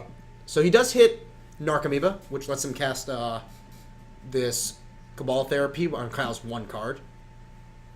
And we're trying to figure out how many bridge triggers. Looks like there's 3 bridge triggers. I'm not exactly sure if what he's gonna name here. That's gonna be a little tricky. You have to figure out what card Kyle's been holding this one time. And it turns out it's Brainstorm. I think he named maybe Force of Will or something. I've always found it interesting. I'm starting to play decks that have Cabal Therapy in them, and figuring out what card to name is always kind of an interesting. Oh, it's phenomenally proposition. interesting. Yeah, I've interestingly only played decks with Cabal Therapy in them. Yeah.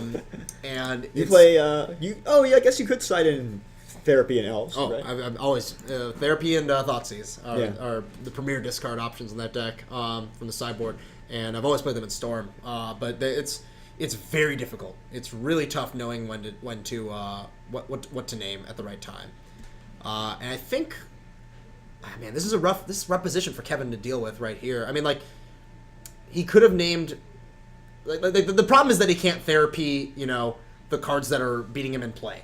Right, Like the exactly. card he's losing right now. That's good. Oh, jeez. What a beating. There's a relic. So the question is he exiling his graveyard, or is he just scooping up? I honestly can't tell. Okay, now he's scooping up. Yeah. That's the nail in the coffin. Yeah.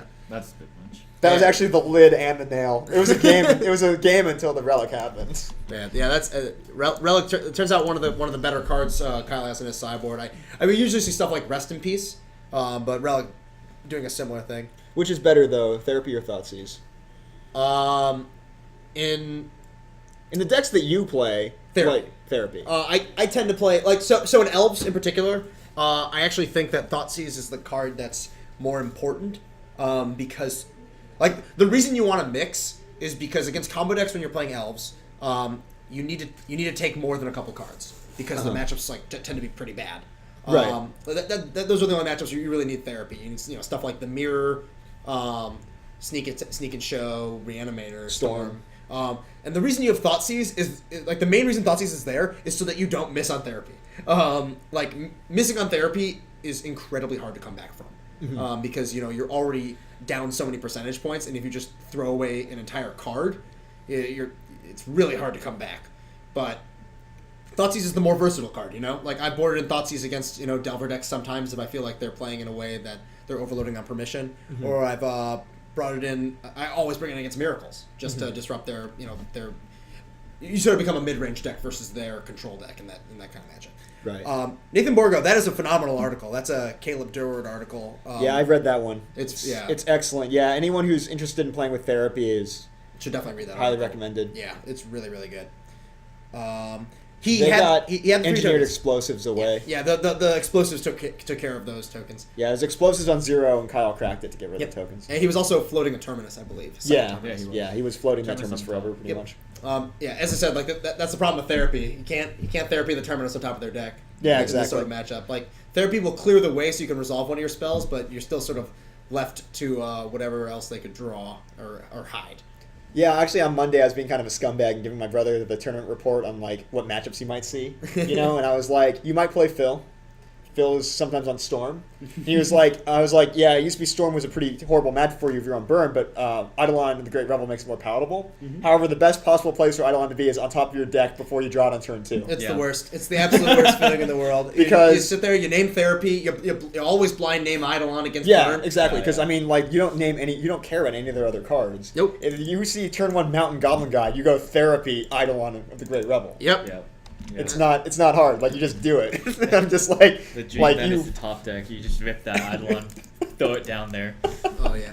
All right, so it looks like Kevin has taken a mulligan, and he's going to lead off with Mana Confluence and Careful Study, and Kyle's going to force to will that. This is what we talked about before, just dealing with those enablers. Yeah, definitely. It's kind of like it's the same concept as like fighting over the cantrips when you're playing against like Sneak and Show. Yeah. Or Omnitel. These Something are their quote unquote cantrips, right? They just Yeah. let their deck run.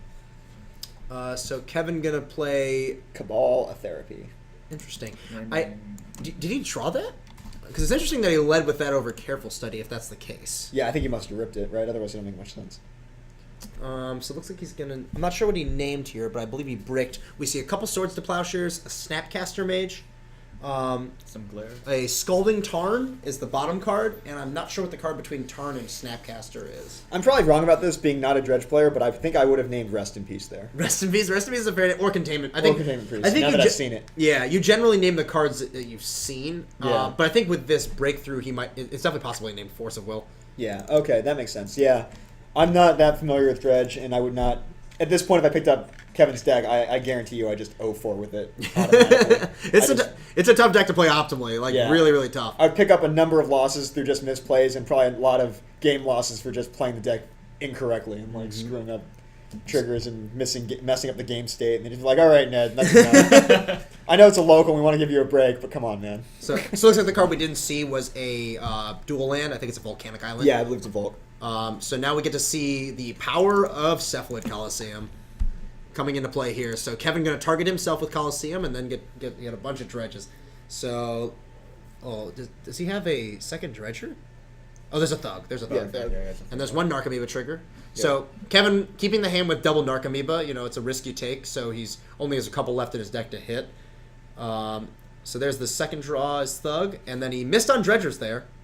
But you're still happy to see 2 Bridges and an Icarid. Yeah. And a Cabal Therapy you can flash back right now for value. Especially because he You can knows name Swords to Plowshares. Yeah, I think you just take your 2-for-1 now and move on. Yeah.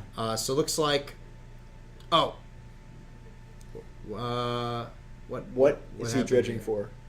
Oh, that was in his upkeep. Oh, interesting. Yeah, Interesting. So this is a little kind of problematic for Kevin actually, because he did it in his upkeep. Now he doesn't have a creature. He to play. never had a chance to sacrifice it to sacrifice the Narcomoeba for his zombies. Mm-hmm. So Kyle just gonna play that third land in his hand, and he still has that 1 Swords to Plowshares. So he's gonna get back, but he does get back 2 Icarids here, and one of them is almost certainly gonna be going farming, so to speak. He's gonna send the Icarid to the big Icarid farm in the sky. Exactly. So this is interesting. He has to make a tough decision here. He only has 1 Dredger in his graveyard, and if he decides to get rid of it, he's in a really rough spot. I think he's deciding only to he's gonna only bring back 1 of these Icarids. Okay, I see. Yeah, he's thinking. Yeah, because then he's down to 1 Thug. Oh no, he's No, gonna go for both, going and then straight I think YOLO. 1 is gonna get Swords of Plowshares right now. Yep. Yep. Oh, and Kyle has the 3rd Swords to Plowshares. Really? Wow. The Woo! Rubbins, man. Pretty strong. And Brutal. then- Yeah. yeah, pretty excellent That draw. rip. And Kevin gonna go, and he has no dredge, so he has to draw for his turn. Why is Narcomoeba played over something else? I'll pull it up. It has a very unique triggered ability. The fact that it's a creature that comes into play without casting it is pretty important in this deck.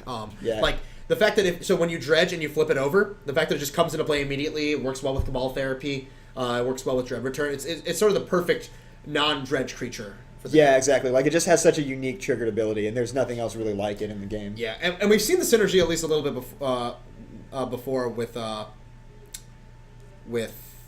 Sorry, what am I thinking? With Golgari Thug. The fact that you can just put it back on top of your deck and then dredge and get it into play again is pretty valuable. Yeah, that makes sense. All right, so Kevin hitting the 4th Narcomoeba. Let's see if... I think Kyle has a Snapcaster Mage, so he's going to Swords Plowshare this, too.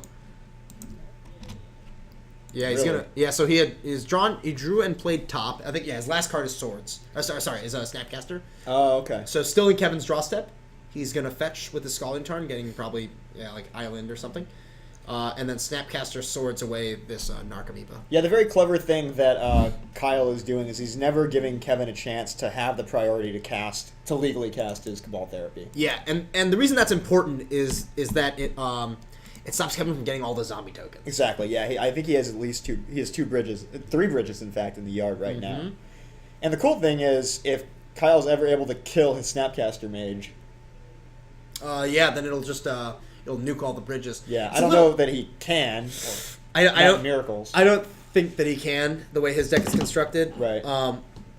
Yeah. So, all right. There seems to be a little bit of confusion over where they were, but Kevin just passing, knowing that the one card in his hand is, I think, Grave Troll. Right. Kyle's gonna top on his upkeep. Make sure he doesn't avoids drawing any terminuses that he doesn't want to draw. Yeah. I don't think that Kevin has any action right now. I mean, he doesn't have a Dredger. He doesn't have any Icarids or anything like that. All right, so Kevin going to take this attack for 2 from the Snapcaster Mage. And both players are basically on nothing, but one player is a top. Yeah. In this situation, the person at the top is often the one who's going to come out Yeah. at least a little bit ahead. Oh. Good Ooh. lord. And the one with the Relic. Relic. Yeah, Relic is that's a nice a one. thing that helps. And I think he's just going to pop the Relic right away. Yeah. And, Ooh. importantly, Kyle gets to draw a card. Yeah, thank God. Thank God for that card. There's so much value. you Oh, know? yeah. So Kevin back to the draw, up to 7 cards, and discard them, I think. He doesn't really, it looks like he has... Oh, he's got a breakthrough. Taking the 1, and Kyle's got a Brainstorm in response. Okay, yeah, he would like to stop this breakthrough if possible. I don't think he can get anything off just Brainstorm, though. He'd need to find a blue card and a Force of Will. Yeah, and he didn't. It's the last card in his hand, so it's not. Yeah. Maybe So- he finds the Singleton Days. I don't know, man. So it looks like it's going to resolve, and he's going to find all the Dredgers he didn't see earlier. Yeah. So I And- mean, hey, if you're going to draw them, might as well draw them after the relic gets cracked, right? Yeah. All right. Although so, losing 3 bridges is brutal. was it 3 or Yeah, 2? I think it was 3. Wow, that's pretty bad. Pretty rough for Kevin to come back from. So Kyle drawing and playing Ponder this turn. I think. Yes. Yeah. And I'm just gonna see what we've got here. Just looking for more hate cards, I think, at this point. Like, Why not? Like now that Kevin has Dredgers going back again, like you want to find like maybe another Swords to Plowshares for the last Icarid. I mean, like I think Kevin's down to like how many is he out of Icarids right now? I don't know. There's one more at least that he hit just now. Perfect. Yeah, he definitely has at least one more Icarid. I don't know if he has any more Narcomoebas at this point, though. Yeah. I mean, now we're seeing the power of the Miracles deck in the top in the interaction with the fetch lands. Like, every Ponder and every fetch land he has is basically a shuffle effect if he doesn't like the top of his deck. Yeah, and he can always be floating something like Terminus in case things get a little bit out of hand. He's just looking for, maybe a Jace. I think Jace would be the perfect card here. Yeah, Jace, or just randomly ripped Angel. Entreat Yeah. Angels. Oh, Entreat the Angels would be great. Grafdigger's Cage. Yeah. Any hate cards and any win conditions, I think, are ideal. Yeah. Counter spells aren't exactly ideal. Looks like Kevin doesn't have too many cards even left in his library. Yeah. So we've got an Icarid trigger, getting rid of a Stinkweed Imp, and he's gonna dredge Grave Troll, I believe. For 1, 2, 4. 3, 4, for 6, 5, and 6. Oh, yeah. Troll is 6. Troll is- Thug is 4. Yes, My and- bad. And there's an attack for 3.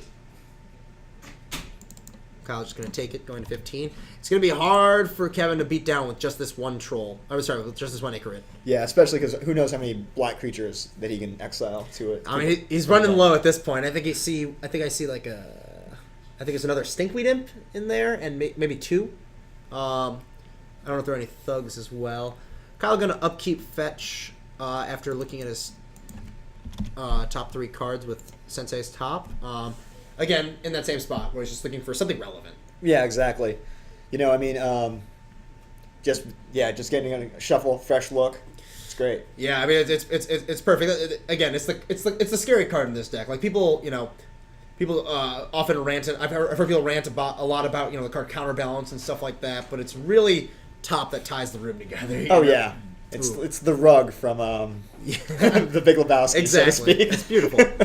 Looks like Kyle did find a relevant card there. I definitely Containment Priest, Terminus, and Yep. one more. Yes, I'm not sure what the card he's drawing is. At least 2 of those are.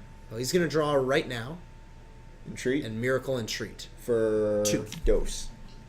Well, in this situation, and I think Kevin is done. has decided that's enough. Kevin has had enough.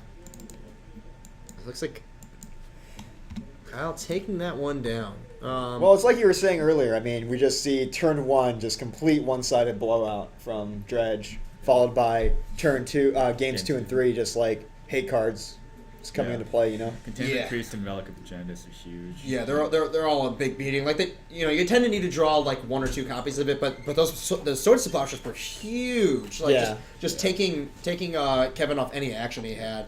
Such a diverse working environment at that farm. Yeah, exactly. So yeah. many different creatures all Ichorids, there. Narcomoeba. We got illusions. We got horrors. We got everything.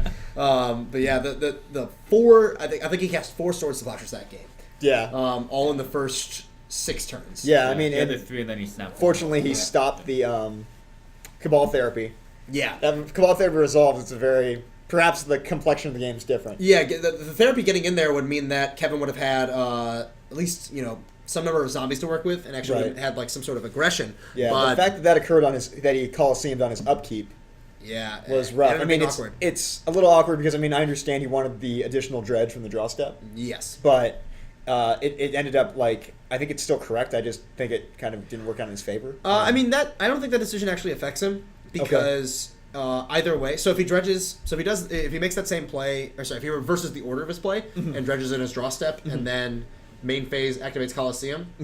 Oh wait, no, you're right. Yeah, because if he's doing it in his main phase and hits the Ichorid, then he can make Right, a priority. he and sacrifice has some priority, therapy. so he immediately cast therapy. Yeah, that would have changed the texture of that game. But it's I know that he often activates Coliseum in his upkeep before he draws. I'm not quite certain the reasoning for that. I mean, I think given that he was in a position where he knew that Kyle had the 2 from the first time he looked at his hand. So I think you just have to put you knew the 2 and the Snapcaster Mage. So you need to just activate your cards in the main phase because of it. Right. Like he was able to get those 3 zombies, then maybe just able to beat down. Yeah, Just win. definitely. Um, Swords to Plowshare is not so good against just like tokens. Yeah, they're terrible You against know. tokens. Yeah, you don't want to be sitting there just swordsing 2/2 zombies over and over again. No. Just a rough spot to be in. Plus, if the therapy resolves, he gets to take a Yeah, he relevant card. takes 2 of those therapies just gone. Yeah, or the swords. Yeah. So Yeah. my bad. But rough beats for Kevin there. Yeah, especially the third Swords Plowshare is ripped. Yeah, we did get to see quite a bit, just like what happens when these decks get to bring in all their powerful sideboard cards. Yeah, definitely. It's frustrating for the combo deck to deal with, like especially a deck that is as reliant, sort of linear in one aspect of the game as Dredge. Yeah. Like you're filling up your graveyard and you're going from there basically. Yeah. It's not a deck like Storm, for instance, like other combo Storm or like Sneak and Show, where you board in maybe like just some more counters. Yeah. And like Containment Priest in the case of like Sneak and Show. But there's rarely one like sledgehammer type card that people tend to play. Like sure someone you sit down playing Storm and someone goes like slams a Arcane Laboratory, you're sad. You're very sad. Yeah. At that point, you're just trying to draw very slowly because you only cantrip once per turn Yeah, exactly. to like your Chain of Vapor, and Horrible. then trying to bounce that before you can go off. And if they have the counter spell, you can't do anything about it because it's one spell per turn. Yeah, pretty much. Find that decay. Yeah. But yeah, these hate cards are very powerful. And like what tends to happen, I've seen, is that decks like Dredge wax and wane in popularity based on how many cards people are packing on Yeah. their sideboard. Like here, this is a local tournament. People are going to play what decks they have. Yeah. But like we're talking about like the higher levels, or the bigger legacy tournaments. Sure. When you see Dredge decks succeed the most is when people are playing the fewest sideboard cards. Sure, and it's entirely possible. What do you have to go like 12-2 or something like that to make 12-3 to make top 8, like Yeah, in an exactly. open or whatever? Like, you could easily just spike like 12 matchups where you hit guys that don't have enough hate or they don't draw their hate if they have it. Absolutely. And then just like randomly lose to the 3 people that are just like, oh, I drew my cage. Yeah, exactly. Here it is. I mean, it's the Belcher argument, you know. Yeah. Belcher, although a little more extreme in that regard, Yeah. instead of sort of folding to a targeted sideboard card like Grafdigger's Cage. It just folds to Force of Will. Yeah. Someone forces Will's. I mean, there used to be a guy I know in Indianapolis who would like top 16 like every single Legacy Open there. He would he's always playing Belcher. His sideboard was like 11 ATOGs, like 11 different ATOGs because he was never sideboard. That's adorable. Yeah, I think he would shuffle it in. I don't even know if he would shuffle it in. Yeah. But it was like 11 ATOGs and then 4 Steamflogger Boss or something like that. You could also do the old 15 island sideboard. Yeah, like why not? Like if you're not gonna sideboard, have a good time. But if you run well and you don't play you play against a bunch of decks out of Force of Will, you're gonna beat them. Yeah, it's like, oh, Mother of Rune's cute, you're dead. Yeah. Although I have a story that I've always like kept in the back of my head just because it's so rich. My friend playing Death and Taxes, he just like walks up to me after a round and he's like, "Yeah, I just beat Belcher," and I'm like, "What?" And he's like, "Yeah, I just beat Belcher on the draw." And I was like, I don't understand. He's like, "Well, he didn't kill me, and then I played Tertuthalia, and then he died." And I'm like, "Oh, okay. Well, there you go. That's insane. That's not going to happen again." But so it goes. Well, I mean, it's just really a deck that should, in theory, easily beat any deck that's relying on like discard. Jund. You're on punishing Jund. Yeah, exactly. I mean, like sure, like you might have some Thoughtseize draws that beat them, but if they're going turn 1, 12 goblins, go. That's gonna be rough. Like I'm beating that. you can't beat it. I mean, I've personally seen my friend. He was playing a bug deck versus Storm, and Storm went make 8 goblins, and the bug deck had Death Ray Shaman out. And he just raced it. Yeah. So I'll just block one of those and block one of those. Yep. The old 2 toughness. I was on So the play. relevant. He was on the draw. He makes 12 goblins. Mhm. I entomb for Dark Blast, and the next turn play a zombie infestation. And I just start discarding my hand and then killing his zombies. His Wow. goblins. And I just start Those are some cards. Yeah. I entomb for Dark Blast. These are the things you get to see. Sometimes you hear like, I entomb for Crippling Fatigue and kill the Snowforge. No, Dark Blast. we are going to town on these tokens. And then I untapped and played Zombie I've got Infestation. 2/2s and this -1/-1 spell. I am not losing this to these 12 Squeak goblins. plus, A squeak, my plus god. zombie infestation means I never lose. All right. So did you play them like Kravikan Horrors and you stacked them in order so you did, could get them actually. back in your That's hand? adorable. And then eventually played a Purpurose. Yeah. One turn. Yeah. Legacy That's- playable card, Perforos God of the Forge. That's so. It was a super take deck. I'm not gonna lie, that's pretty sexy. The I also 15 beat God True sideboard. Name. I'm a fan of that as well. Oh, 15 guys. That'd be nice. Yeah, that's pretty cool. All right. So guys, unfortunate news. We only had 8 people tonight, so that was our last round. Yeah. We're not gonna have any more rounds tonight. So I think that's gonna bring our broadcast to a close. Wanted to thank you guys for tuning in. Thank MTG Card Market for being a gracious host as always. You guys should come out to the pre-release if you're here in Chicago. Yeah, They're absolutely, having yeah. multiple rotations. I think they got midnight. We're running 5. 5 pre-releases. Pre-releases. That's 5. You have 5 chances to go play some Magic this weekend. So come on Yeah, out. Come on out. It'll And if be you're going great. to play Magic in Chicago, why not MTG Card Market? Yeah. It's Indeed. here in Chicago. We will Off the Belmont Red Line. Exactly. Line. We will be back. The stream will be back Monday, coming from Chicagoland Games Dice Dojo. We'll be doing Legacy, as always. Monday Legacy at Dice Dojo. Wednesday 7 o'clock. 7 o'clock. Wednesday is Modern here at MTG Card Market 7:30. at 7:30, and and Thursday is Legacy here again at MTG Card Market. We assure you, it's Legacy. We assure you, not Modern. Regardless of what the broadcast may be titled. Yeah, sorry about the 3 rounds. We just we had a small turnout tonight. Pre-releases tomorrow. Yeah, people getting amped for some dragons. Yeah. Dragons coming up. Some Dargans and Tartar. Dargans or Tarkar. the new set. Anyways, guys, have a good weekend. Go to a pre-release, preferably ours. Yes, exactly. Hopefully, we'll see you there. And thanks for tuning in. Thanks, guys. Bye bye. Have a good night.